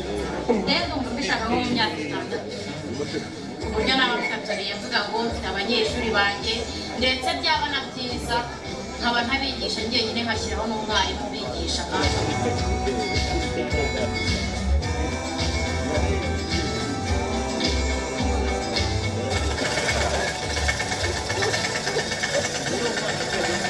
umushinga twebwe twawitekereje tuzi kuzatugirira akamaro, none akamaro tumaze kukabona. Ntabwo nari nzi ko umuntu ashobora kudoda wenda nk'ikintu bakamuha n'igihumbi, ariko ubu ngubu nyine kudoda bitewe n'ukuntu nabukunze, nshobora mbifashijwemo wenda na mwarimu wanjye yanyigishije kudoda. Ubu ngubu sinabura isabune, sinabura amavuta, abana banjye ntabwo babura imyambaro, urabibona. Uduha nyine mbese buri kimwe. Naje hano ntarubaka, ubudozi bwaramfashije kuko najyaga ngura udufaranga atujyana mu kibina cy'ama, nkagura ibati, nkagura buri kimwe. Ubu nyine ndi mu nzu yanjye, ariko ubudozi ho mugereyemo nabashije gukinga inzu, mfite indi ntera nagezeho.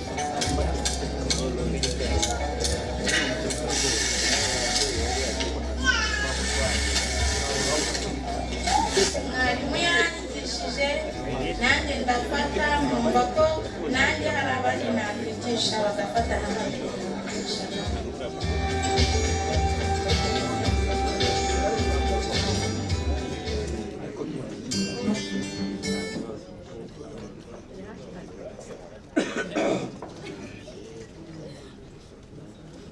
Welcome back, everybody. Welcome.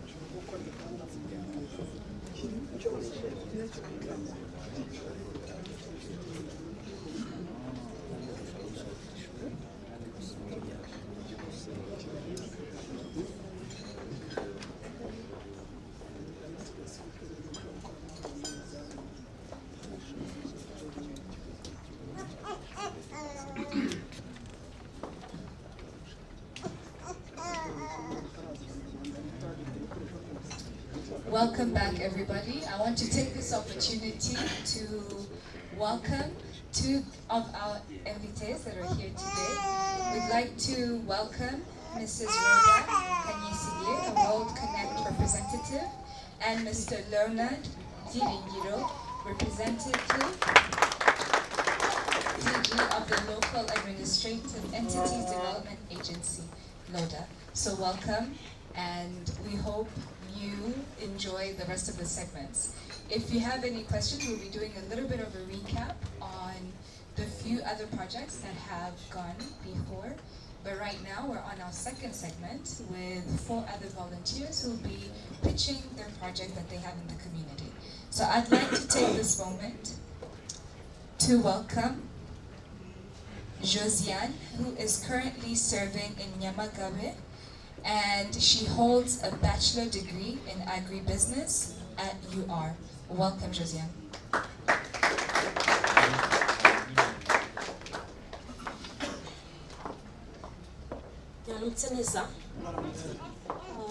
abakiri ku meza muryoherwe, turyoherwe turi no kumva uyu mushinga wacu mwiza. Nitwa Josiane, murabyumvise, nkorera i Nyamagabe.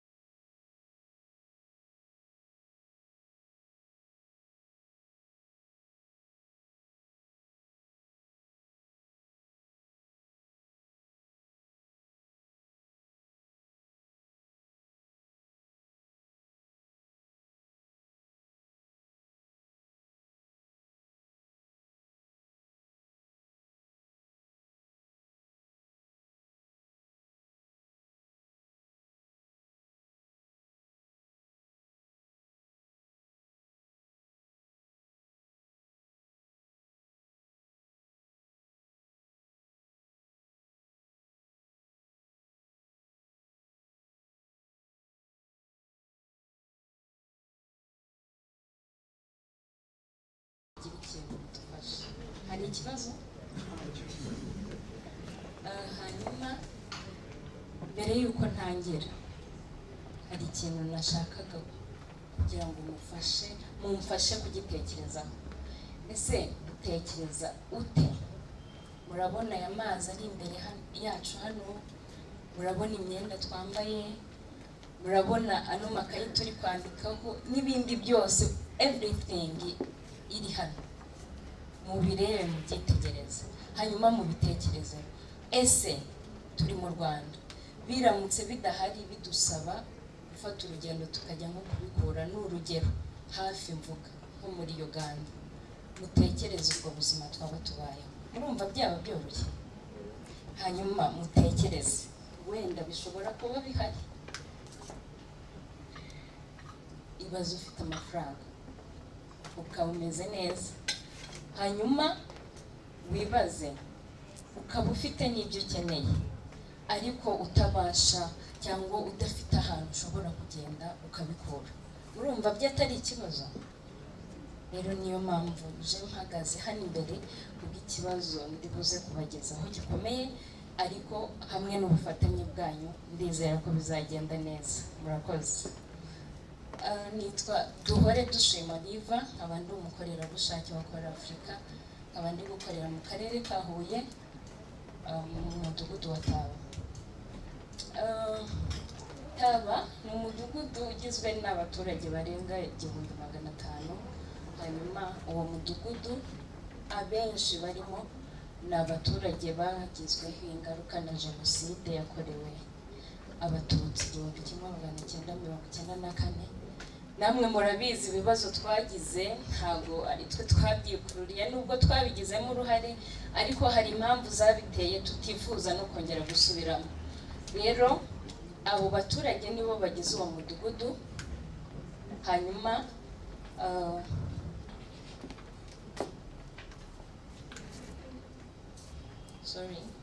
nuko nayimvuzeho kuri iyo gahunda, ntabwo biba byoroshye bitewe n'amateka tuba twaragiye twakira. Ntabwo biba byoroshye twebwe ubwacu kubyiyumvisha, kuko namwe mwabibayeho murabizi yuko ntabwo biba byoroshye. Ariko nyuma y'ibintu byose bitameze neza, ubuzima burakomeza bukagera gute, bukagenda. Hanyuma uwo mudugudu ugizwe n'abo baturage. Nkimara rero mu gihe kingana n'amezi 6 ndimo gukorera aho hantu, nahuye n'abaturage bagiye batandukanye, twagiye tuganira ibintu bitandukanye, bagiye bangezaho ibitekerezo bigiye bitandukanye. Hanyuma tugira igitekerezo cy'uko twakwihuriza hamwe dukora itsinda ry'abantu bagera muri 80. Ubwo ni muri rusange urubyiruko n'abantu bakuru dukora iryo tsinda. Iryo tsinda rero ushobora kwibaza iryo tsinda ryari rigamije iki, mwashakaga kugera ku ki, ni iki mwari murimo guteganya? Iryo tsinda rero nakunze kubwira abaturage, niba nje hano ntabwo nje kubakorera ibintu, ahubwo nje kubafasha kubitekerezaho, nje kubafasha kwicara mukagura ibitekerezo biri muri mwebwe, hanyuma mukagira ikintu mukuramo gikomeye.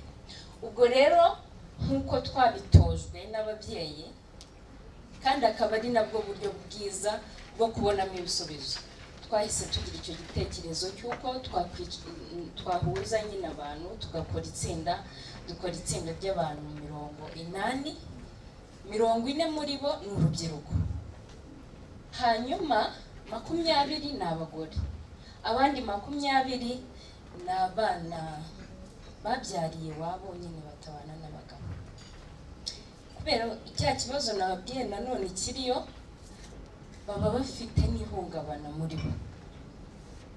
Nubwo uwo mudugudu ubamo abaturage bagizweho izo ngaruka, ariko hari n'abandi bakoze ibyo byaha hanyuma bakaza kuba muri uwo mudugudu. Urumva nyine nubwo abanyarwanda twakira ibintu tukagera kubabarira tukagera gute, ariko nyine bitewe n'ikintu cyakubayeho kikagushengura, aba ari ikibazo ko ubana n'umuntu wagukoreye gutya bikagira. Ariko bitewe no kugenda twigisha aba ari ngombwa ko tugomba kubana kugira ngo tutazongera gusubira mu byo twaciyemo. Ubwo rero murumva n'abaturage baravangavanze, bagiye bahura rero n'ibibazo bitandukanye, akaba ariyo mpamvu tubonyemo abana babyariye mu rugo bagera muri 20, ariko bakaba barumvisha icyo gitekerezo bakemera kuza kuba muri iryo tsinda kugira ngo duhuze ibitekerezo, dukemure n'ibibazo bitandukanye twagiye tubona, hanyuma bigende neza.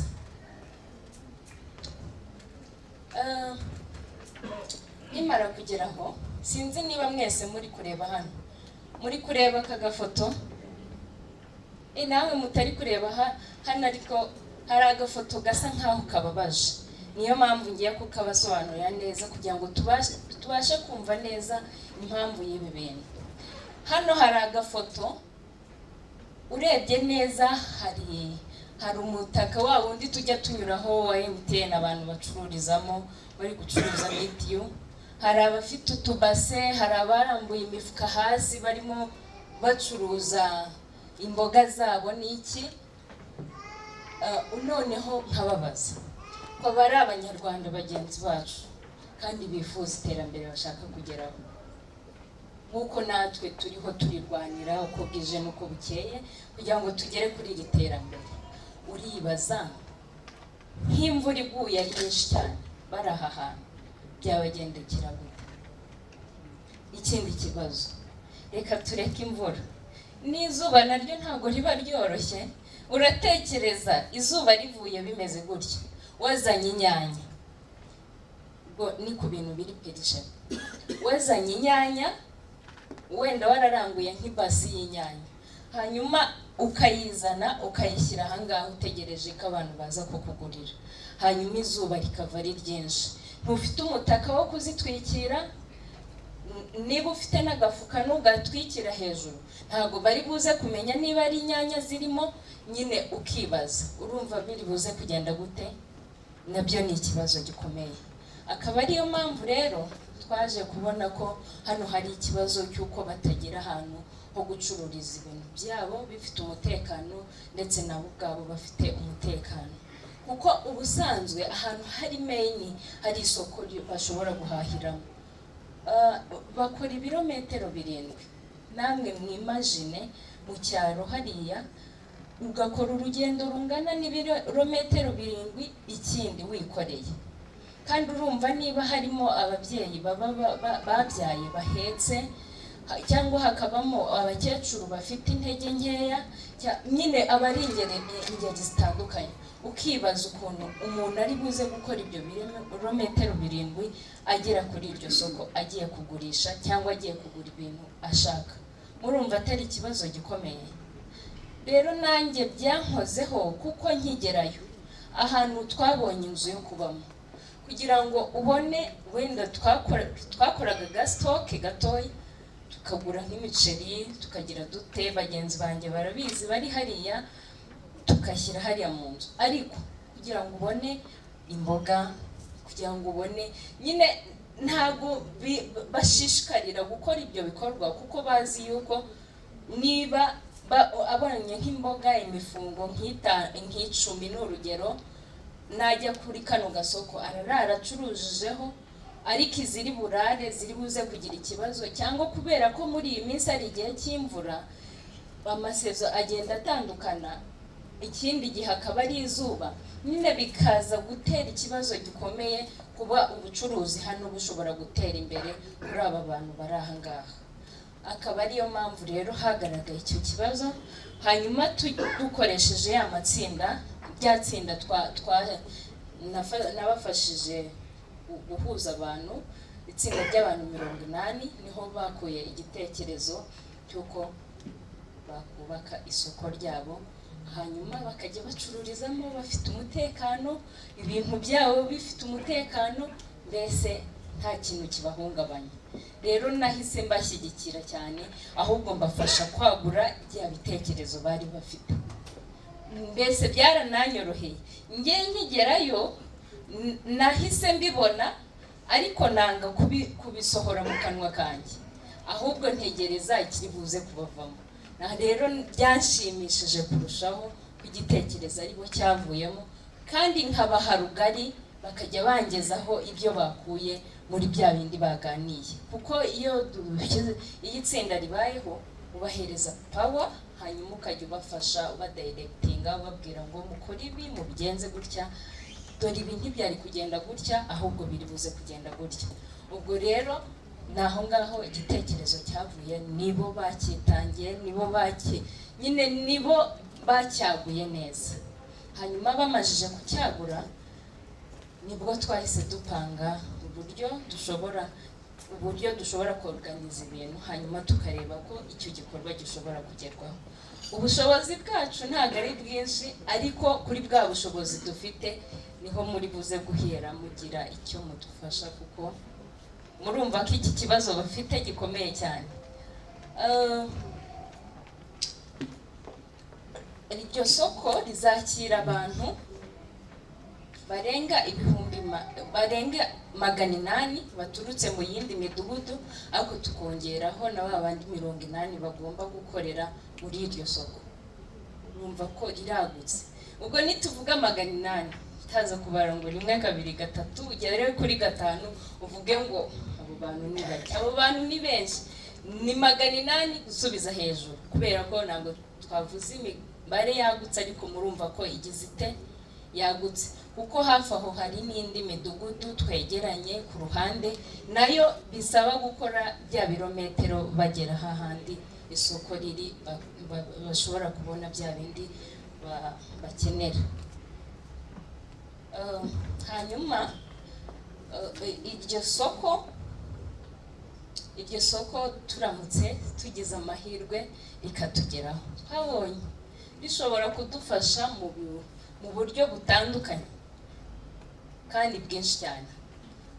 Bumwe muri bwo rero birumvikana ari urugendo twakoreshaga, ari na transport twakoreshaga, yuko twewe dutega ubwacu tukanategera ibyacu kugira ngo bigere kuri iryo soko. Murumva ko icyo kibazo kizaba gikemutse. Urubyiruko ruraho mwumvishe ko nirwo rugize iryo tsinda, ariko nirwo rugize iryo tsinda kandi narwo rufite ibyo bibazo.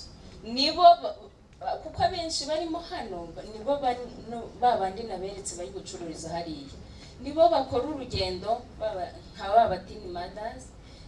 Iyo abona umwana wiwe afite yashonje yagize ikibazo, aravuga ati nindyama umwana wanjye ari buze kurwara kubera inzara, agahita avuga ngo ngiye kurangura nk'ibase y'avoka, hanyuma nyijyane kuri rya soko hahandi. Bundi rero murumva urwo rugendo rwose akora, yaba ari umutekano wiwe, yaba ari umutekano w'ibintu atwaye, byose ni ikibazo gikomeye.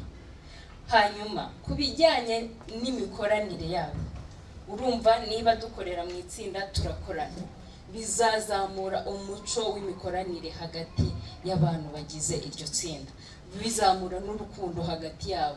Kuko mujye mugaruka no kuri ka kantu nababwiye, dukomeza tubegeranya tubahuza kugira ngo bakomeze biyumvanemo, bumve ko ari umuntu umwe. Hanyuma ikindi dutekereza ko ubukungu, kubijyanye n'ubukungu, niba iryo soko ryahageze, umuntu akaba yagiye mu isoko yajyanyemo karoti yajyanyemo inyanya, akaba yungutse uwo munsi nka 500, yungutse nk'igihumbi. Ku bijyanye na saving iziyongera, kandi iyo saving yiyongeye na investment iriyongera.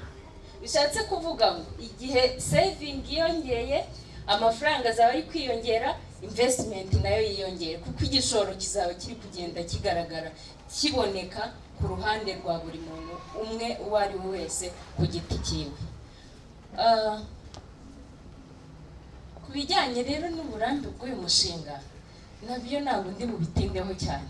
Hano hari umuntu, hari akandi gace nanone hariyo umuntu, hariyo umushinga wundi ufite ibikorwa biforomye nk'ibyo ngibyo. Igitekerezo bari bagize nacyo cyari kimeze gutya.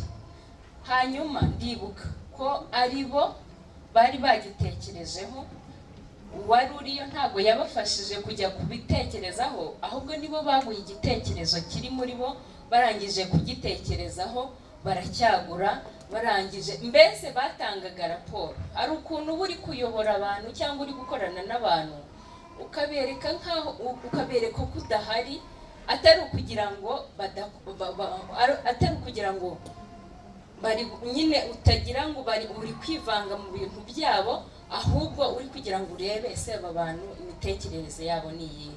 Nkatekereza impamvu uyu mushinga ugomba kuramba, ntabwo igitekerezo cyanturutsemo, niho cyaturutsemo, kandi banabishaka, banabifitiye imbaraga, kuko buri kimwe cyose bagira uruhare mu guhuza ibitekerezo no guhuza ibyagakwiye guhuzwa kugira ngo uyu mushinga ugerweho.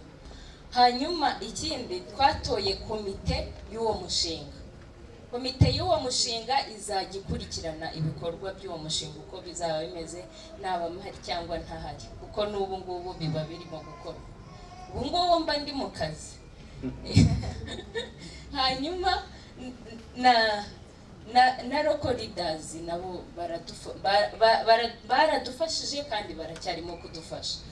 Rero murumva ko nta mpungenge mwagira ko uyu mushinga ushobora guhura n'ibibazo kandi ushyigikiwe. Uyu mushinga rero, uyu mushinga kugira ngo ugerweho, bishyirwe mu bikorwa, urangire, urasaba miliyoni, utumiliyoni dukeya, 10,376,000. Murumva ko ari dukeya. Ntabwo nirwa ngewe, ntabwo twiriwe tubigira birebire, ariko ibyo tuzakora bizaba bisa neza cyane. Mu bushobozi rero abaturage bafite kandi bagikomeje no gukora, twabashije gukusanya miliyoni 2, ari amafaranga yose ari gukorera. Rero nabaye mbashimiye kubw'amafaranga mugiye kuduhereza. Akenewe n'ariya miliyoni 7 n'amafaranga 725,000. Si makeya, ni makeya cyane.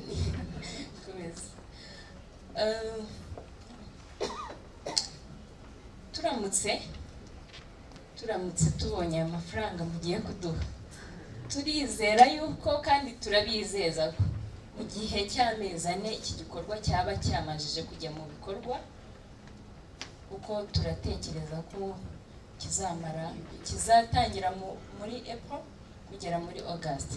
Rero icyo gihe mu gihe twabonye ubwo bufasha, iyi projet izaba yamajije gushyirwa mu bikorwa. Dufite rero team ikorana iyi project team ariyo abakorerabushake, CorpsAfrica staff, abayobozi na project committee. Abo bose nibo bazaba barimo kuyobora iyo projet cyangwa uwo mushinga. Abaturage bagize ibitekerezo, bifuza ko mwabafashamo kugira ngo bya bibazo byose twamajije kubona bibashe gukemuka. Ndabashimiye cyane ko mwabikurikiranye neza, kandi ndashimiye ibyo mugiye gukora. Murakoze cyane. Murakoze Olive. Before before we go into the Q&A segment, I'd like to ask the volunteers to please come in front so that when they're asking questions, they can see you, and also to be able to see some of the projects that they've been working on. But maybe quickly, I would like to give you a recap of the 8 projects we've heard from. I'll just say the first name and the project that they're working on. The first pitch was made by Rachel, who was talking about Harvest Stone Project. The second was made by Bob, who was talking about the stone design project as well. Esaid with Sport Field Facility. Elwin with Vegetable Garden Project. Josiane, which is in the second segment, about the supply of food and milling project. Emmanuel about animal feeds project. Emeline about Ruhasha Tibet School, and Olive with a quality local market infrastructure. And all of them had a plea with how much they need for their projects, how much the community have been able to come up with. And so with that, for the people giving, you're giving on something that's already existing. And we hope that you see that there is a lot of hard work that has gone into this. And of course, with the fact that you're using human design to be able to work through this is something that has been very beneficial for the communities. So without further ado, I'd like to take the segment of Q&A, which we'll have for 10 minutes. So I hope you've been able to write your questions down, and then from there we'll be having a closing remarks by Mr. Samuel, the PS of Minilok. With that, we'll be having group pictures and of course networking event and lunch, which I know the majority of you are really excited to be having. It's okay, you can laugh. It's time. So, we're getting into the segment of our Q&A. Wenda na bivuga no mu Kinyarwanda nshaka kubabwira ko tugeze mu mwanya wo gufata ibibazo mwaba mufitiye aba volunteer bitandukanye. So mwashaka uko hejuru mwaza mbasanga twumva ibibazo byanyu.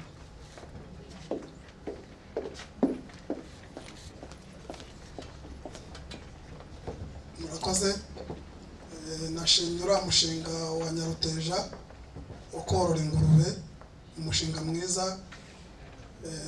Mfite n'amakuru y'ako muri iki gihugu hari amafaranga menshi rwose ari gutangwa ku bantu borora ingurube. Natanga nk'urugero bitaba igikabya mu nkomoko amafaranga barayatanga, hari n'amafaranga Enabeli y'Ababiligi yatanze. Numva rero ahubwo nanjye bazamamo umuryango umwe muri ibyo biraro tukoreza ingurube. Murakoze. Ndabona hari icyo nashaka kuvuga. Arakoze cyane. Arakoze kubw'igitekerezo atanze. Umushinga wacu ujyanye no gukora ibiribwa byongerera intungamubiri z'amatungo harimo n'ingurube n'uburyo twazorora, kandi murakoze cyane kuza korora ingurube bizadufasha kubona isoko ku biribwa byacu by'amatungo tuzakora. Murakoze cyane.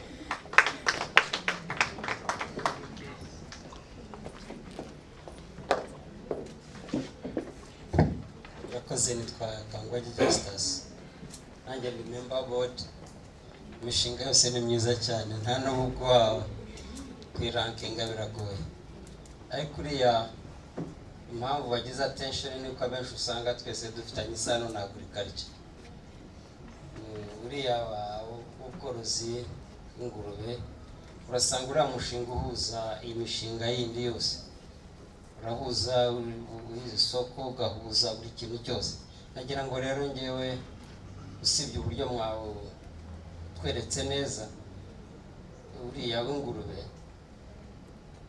nagira ngo twibukiranye kuri uriya mushinga uhera ko udukura mu guhingisha amafumbire asanzwe menshi, kuko si magotsi gusa, buriya na biriya bisaguka kuri magotsi ni ifumbire ifite n'agaciro kenshi. Ahubwo sinzi numvise nawe ukunze turi busubirane mu tuvugane niba ari cyo nanjye nawutangaho, nanjye ndi kugitanga.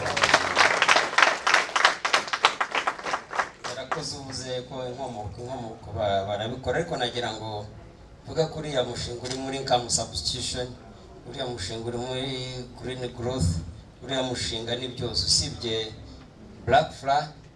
Narinzi wenda ko twasanga n'iminyorogoto nayo igezweho mu birebana n'ibi, kuko umwanda ndetse na Kigali yabaye represented hano, kuko iyi mishinga iri smart yatuma urban development igenda neza. Waste biriya ni ibisubizo byiza kuri waste management, byahera ko bitanga ibiryo by'ingurube, by'amafi, by'inkoko, ndetse bikahera ko bituma dukira kandi dufite na organic products. Abaro mwumva ngiye by'umwihariko ndi buze kuvugana nayo turebe uko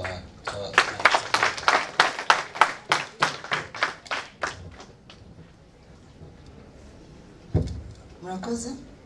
Nanjye nitwa Brenda Muteteri, nkaba nkuriye foundation ya Crystal Ventures yitwa Crystal Connect. Natwe dufasha mu bikorwa bitandukanye biteza imbere igihugu. One of our pillars harimo youth and women empowerment.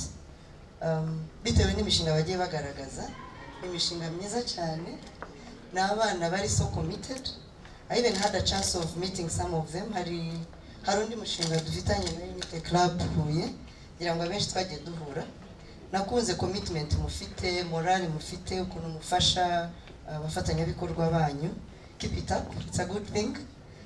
Imishinga ni myiza yose, nayobewe which nahitamo kugira ngo dufashe, ariko tuzicarana na executive director turebe imwe n'imwe twashobora gutera imbere. Thank you.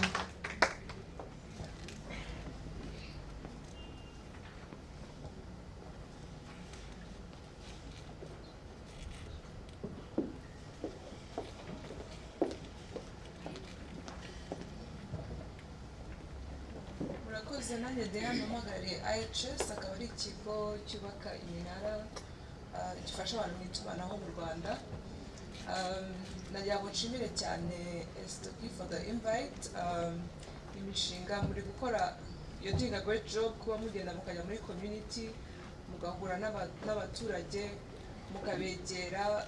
The human centered design approach, I appreciate that very much, kuko urabona ko usually when you're supporting, ushaka supporting ibintu abantu they have owned, babigira ibyabo bakumva ko bizanaramba bikamara igihe kinini.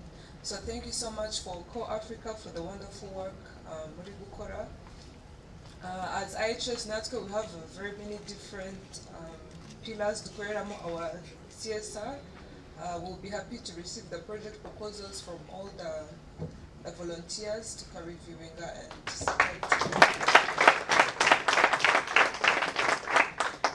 ahandi nari mfite ikibazo maybe to Olive, mfite project ya local market.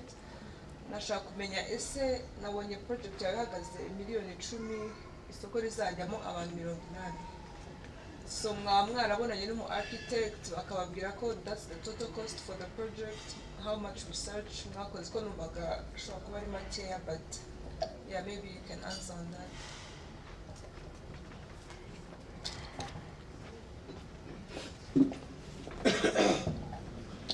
Murakoze cyane ku kibazo cyiza mubajije. Twagerageje gukusanya amakuru ku bijyanye na ririya soko, hanyuma twanaganiriye n'umuntu ubizobereyemo uzanadukurikiranira biriya bikorwa. Twasanze rero ariya mafaranga ariyo akenewe kugira ngo ririya soko ribashe gushyirwa mu bikorwa cyangwa kugerwaho. Murakoze cyane.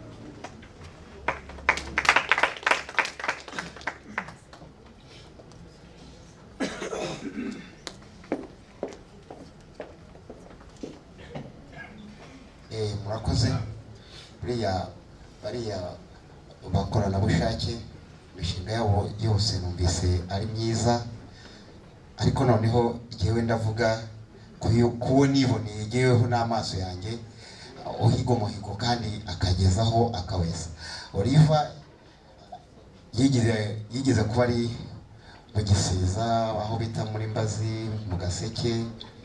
Noneho uwo mushinga w'isoko ubu tuvugana uku nguku, nizera ko hari aho yesheje umuhigo. Mpamya ko mu bihe biri imbere wenda mushobora kuzahagera mukareba. Bisobanura ko rero akomeje gutera intambwe. Icyifuzo cye rwose ukimukirire mu bikorwa. Murakoze.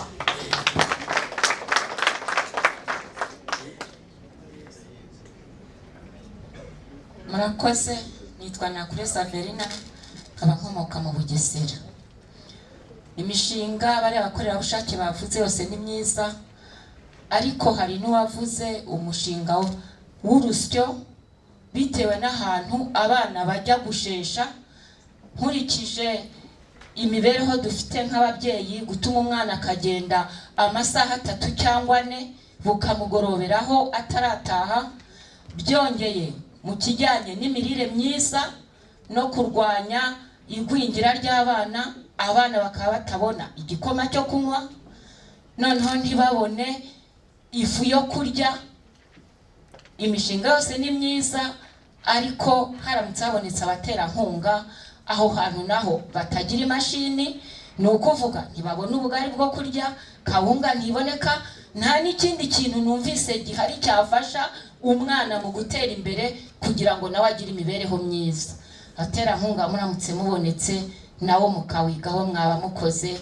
Murakoze cyane.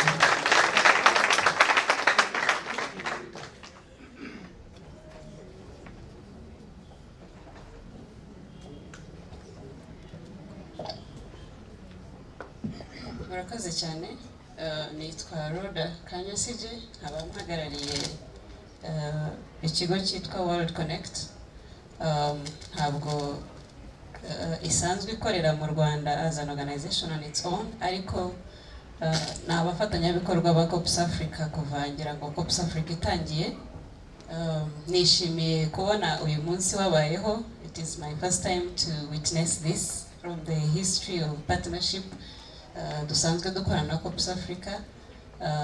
Ni byinshi tumaze gukorana na CorpsAfrica, ni byinshi World Connect imaze gutera inkunga mu Rwanda byakozwe na CorpsAfrica.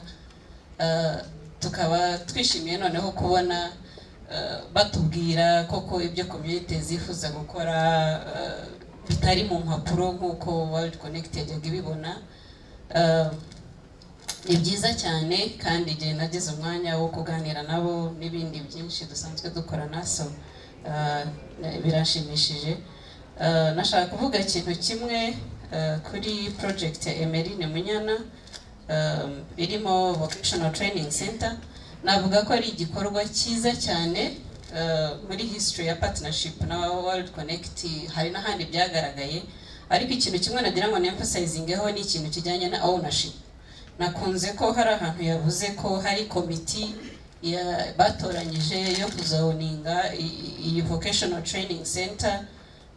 Ikintu kimwe navuga nuko iyi komiti ikwiye kubigizwe n'abantu, kuko mwavuze ko ari youth committee, ikwiye kubirimo abantu bakuze who are stable in the community, kuko as you well know, youth they are very mobile. Hari uzabona akazi akava muri iyo community, hari uzashaka akajya gutura ahandi. So something to really keep in mind nuko hagomba kuba harimo nibura maybe the president of the committee or the vice president aba ari umuntu ukuze uhatuye. Niba binabaye akarusho ko n'ubuyobozi bw'inzego z'ibanze bwaba buri involved mu mushinga bukurikirana on a day-to-day basis, kuko hari ahantu ho byagaragaye ko a similar initiative which is very good has survived on the local leadership and stable people who are living in that community. So nicyo ni ikintu mwazibandaho ko abantu baza owninga uyu mushinga bakawukurikirana day-to-day basis, harimo abantu bakuze bari stable who are living in the community. Murakoze cyane. Ubufatanye busanzwe buhari hagati ya World Connect na CorpsAfrica. This is just the beginning. Murakoze cyane.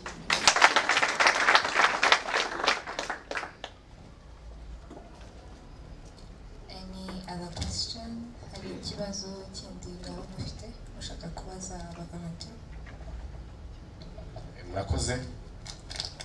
Nitwa Ubumwe nkaba nkora mu kigo bita Roda gishinzwe guteza imbere ibikorwa by'iterambere mu nzego z'ibanze.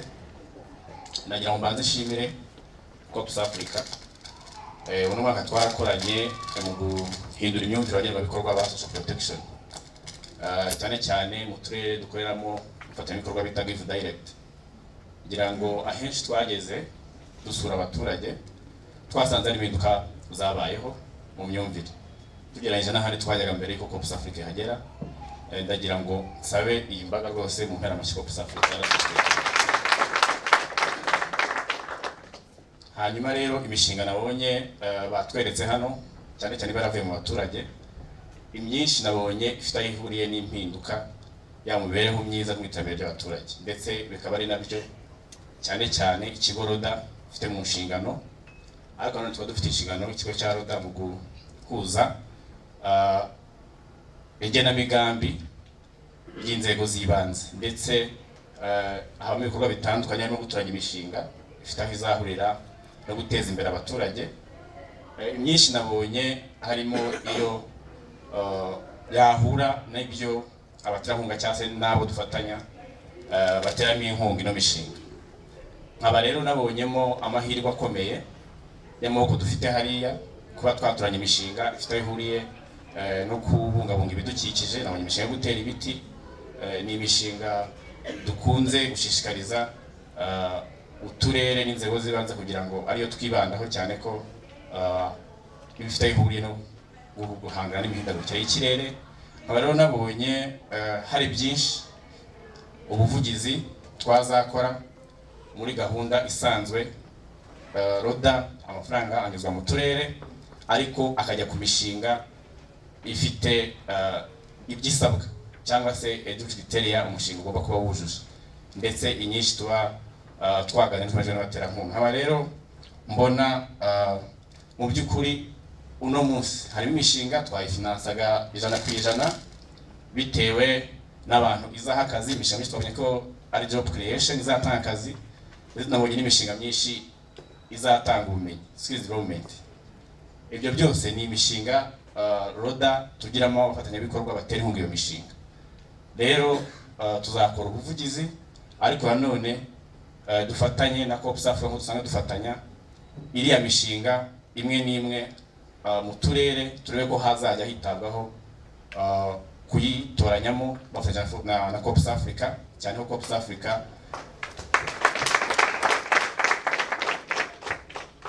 bari abavolontaire bafite skills abaturage badafite, ndetse namwe mu nzego z'ibanze dushobora kuba tudafite mu guturanya iriya mishinga, ndetse iba yizwera neza, bityo ikaba yazagira umusaruro kurutaho. Ikindi twajyaga tugira icyuho mu gutoranya imishinga, screening of project, kureba niba imishinga ni ingaruka ki cyangwa se n'ingano ingana gute yaza contributinga mu kutangiza ibidukikije. Aha naho ni ugukora ubuvugizi n'abafatanyabikorwa dukorana nabo, tukareba uburyo ki CorpsAfrica twazakorana bakadufasha mu kugira imishinga iba yatanzwe yavuye mu baturage, yavuye mu turere, yazagera no yongera kongera igasuzumwa ese nize impact izagira kuri environment. Hanyuma ndetse kimwe muri gahunda ihari ya graduation strategy yemejwe na cabinet, ngira ngo ku ikubitiro hari uturere n'imirenge mu ntara enye mu mujyi wa Kigali, hari imirenge yibanze izitabwaho kugira ngo turebe uburyo ki abantu ba graduatinga bakava mu cyiciro bari barimo cy'imibereho bakajya mu kisumbuyeho. CorpsAfrica uno mwaka twarakoranye mu kudeploying one of volunteers, baradufasha bajya mu turere no mu mirenge irimo umuterankunga bita Give Direct, aho hatangwa amafaranga menshi cyane mu baturage ariko badafite skills, badafite ubwo bumenyi, badafite iyo myumvire kugira ngo babe batekereza imishinga kugira ngo biteze imbere, aho wasaga henshi bayakoresha nabi aho babanje kujya. Ariko uno mwaka w'ingemwe tugiye gutangira hari uturere nkuko nari mbivuze mu ntara 5, umujyi wa Kigali, Gasabo n'umurenge umwe twaturanyijwemo, no mu majyaruguru no mu zindi ntara harimo umurenge umwe ngira ngo ndashidikanya cyangwa ntashidikanya ko tuzakomeza gukorana nabo bakadufasha naho ngaho hakajyamo abo bavolontier bakadufasha mu gukomeza kugira imyumvire, ariko nanone no gufasha abaturage iyi mishinga kuyihitamo. Rero icyo nakizeza CorpsAfrica ni ugukomeza tugakora ubuvugizi aho bafatanya dukorana nabo ndetse n'ubufatanye nk'uko bisanzwe mu mikoranire. Murakoze.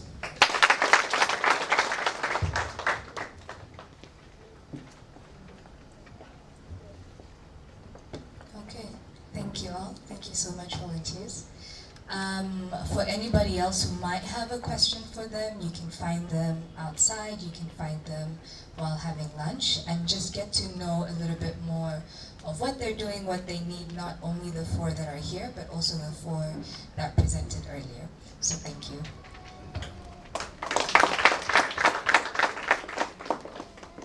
I'd like to take this moment to welcome Mr. Samuel Dusenyumva, who is the Permanent Secretary of the Ministry of Local Government.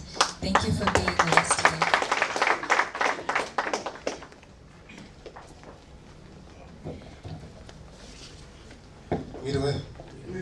Mwiriwe. CorpsAfrica se ko batavuga mwiriwe. Ubundi munagiye kuvugana n'abajene abazi ko bafite morale. Yakubaha umuyobozi wa CorpsAfrica, abanyakubahwa abayobozi, rubyiruko, mu izina rya Minisitiri w'Ubutegetsi bw'Igihugu utabashije kuboneka muri iyi gahunda, akaba yantumye nagira ngo mbanze nshimire CorpsAfrica. Turabashimira ku bufatanye dufitanye amasezerano y'ubufatanye. Turabashimira ku ruhare mufite mu guteza imbere abaturage binyuze mu rubyiruko. Bose turabashimira cyane.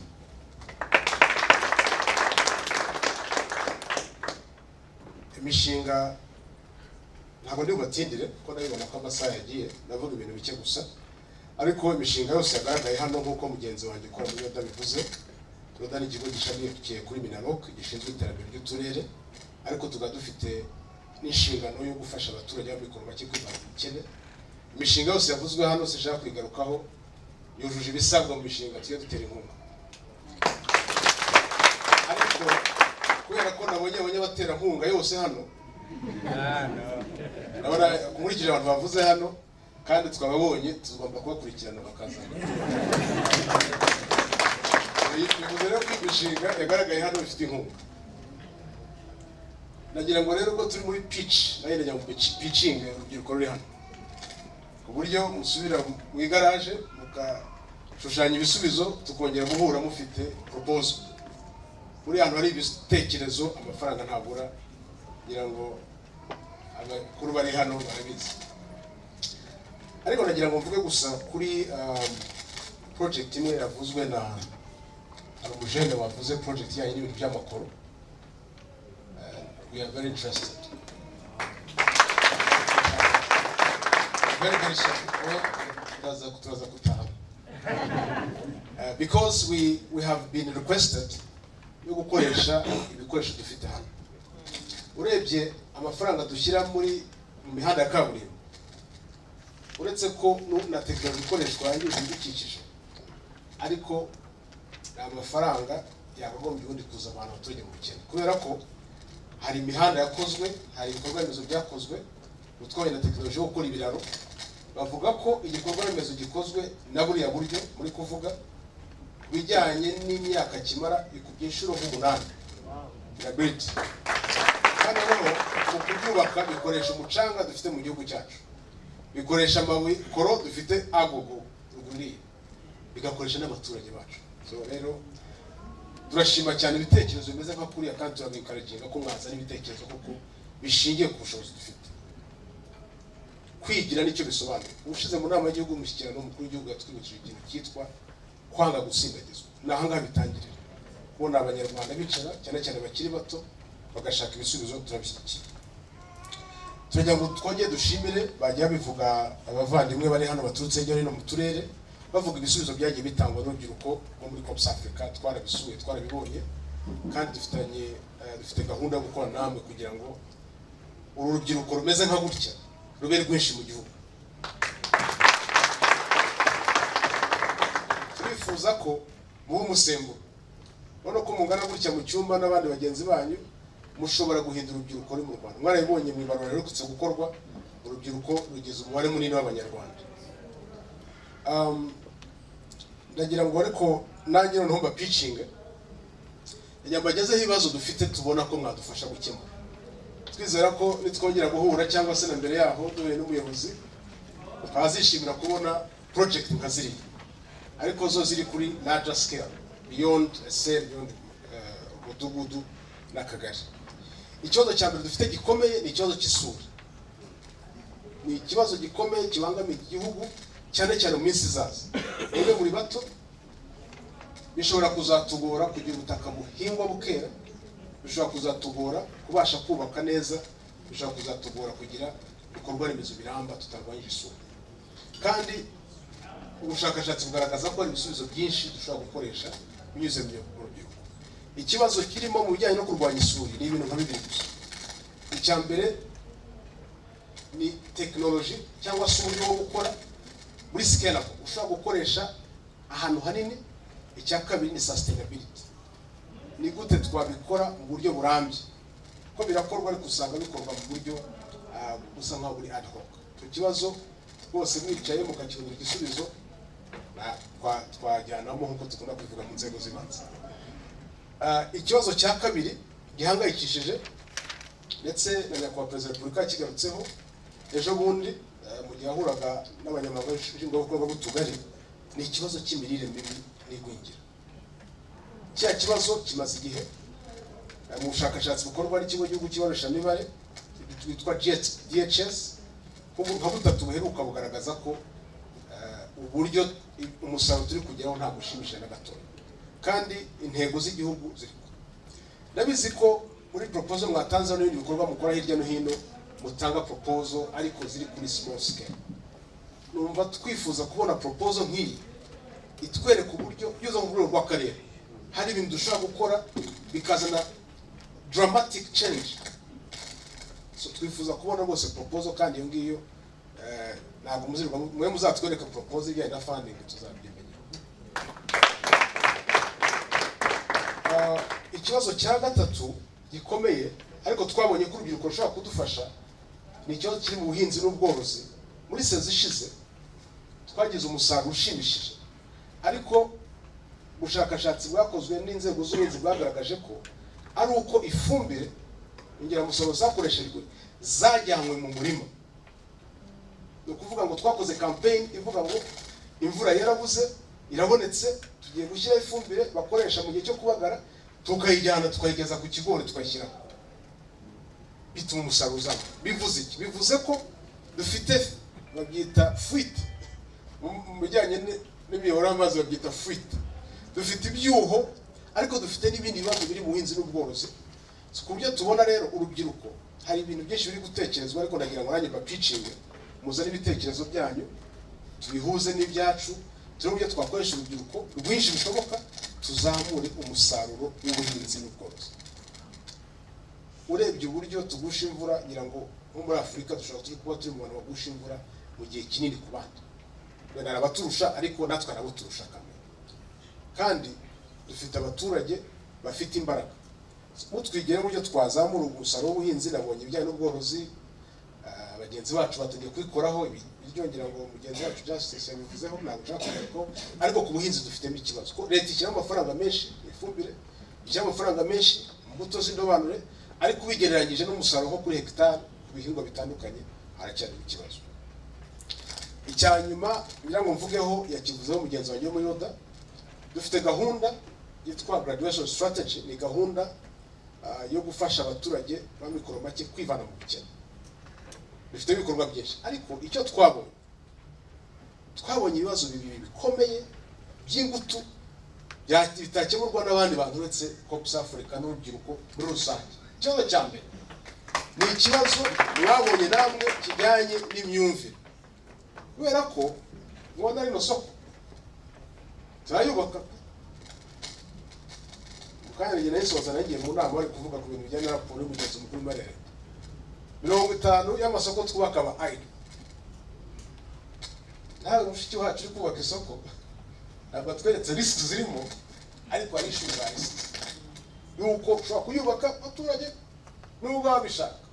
So ariko ikibazo ugasanga nuko wenda dukoresha uburyo wenda busanzwe ukuntu mu nzego za leta dukora ibintu mu buryo twari dusanzwe dukora ubukangurambaga n'iki buryo nizera ko mwebwe urubyiruko kuko cyane cyane abo tubwira benshi urubyiruko mushobora kutubonera uburyo bwo gufasha mu kuzamura imyumvire y'abaturage mu gukoresha amahirwe ahari. Muzabireba ugira nk'ahantu mu giturage ukagira nk'ikibazo wenda hari imihanda itagendeka imodoka ikanyerera kubona abajene nka 5 bicaye ku gasantere uti mwamfasha tugasunika imodoka akakureba bose uraduhangaye nicaye kuri cyari bagenza kandi uwo muntu aheruka akazi ashize nk'amezi 3 aho kujya kubonemo opportunity y'amafaranga kuko arabona ko ukeneye serivisi ze akwegera kuryoshye nk'uko babikora mu bucuruzi agenza kandi ngo uraduhangaye n'utaduha ibihumbi 10 ntabwo tuzi eventually ukawasha kundi guhitara ngabo uwe ufite n'ibindi ari gukora nk'uri gusudira akaza kwa bigatwara yewe byita ikibazo cy'iki.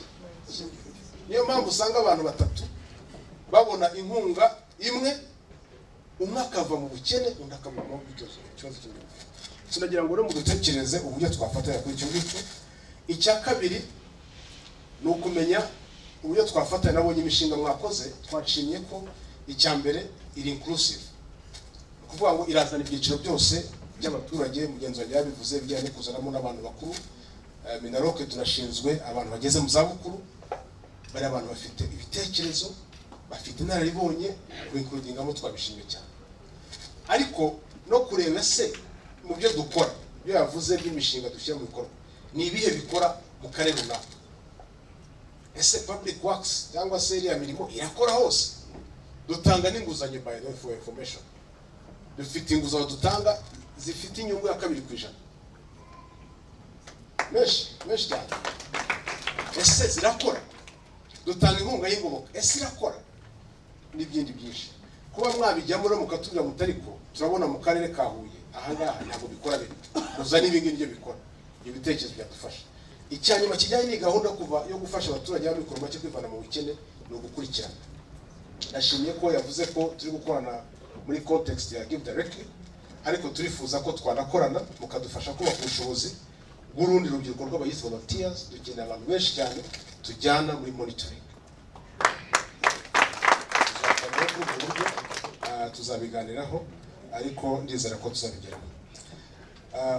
Nyakubahwa muyobozi nagira ngo nje negera ku musozo turabasezeranye ubufatanye tubashimira ko dukorana neza ibikorwa byose twagiye dukora byagenze neza n'ibindi biri imbere tuzi ko bizagenda neza. Nkaba nagira ngo soreze ku ijambo nyakubahwa Perezida wa Repubulika yavuze ejo ngiye gukora quote aribwo butumwa nifuza guha urubyiruko ruri hano. Ejo mu gihe yakiraga indahiro za Minisitiri mushya w'urubyiruko nyakubahwa Perezida wa Repubulika y'u Rwanda yagize ati I quote, young people are the future of every country and every society. But we do not only look at the future, we also look at the present.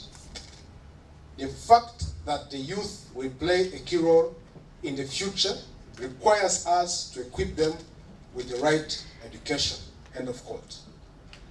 Biragaragara ko CorpsAfrica aba bajene mwabahaye ibyo bakeneye kugira ngo babisubize. Akazi kacu tugiye kujyanamo no kugira ngo tubahe ubushobozi dufatanyije n'abantu bose bari hano kugira ngo mubashe gukora ibyo mufite ubushobozi. Murakoze.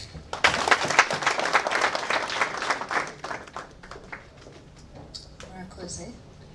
Tugeze ku gihe cyo kubasaba ko twafata ifoto y'urwibutso. Muri buze gukurikira umufotografi uri hariya arabereka aho mwese mwajya. Nyuma yaho hari bube media interviews, so turi bugire aba representatives b'ibigo na government na the CorpsAfrica team, of course. But for the rest, muraba muri ndibu babarize kugira ngo mbamenyeshe aho muri bugane mujya gufata ifunguro. Ariko muri aka kanya mushobora guhaguruka mukajya gufata ifoto y'urwibutso. Murakoze.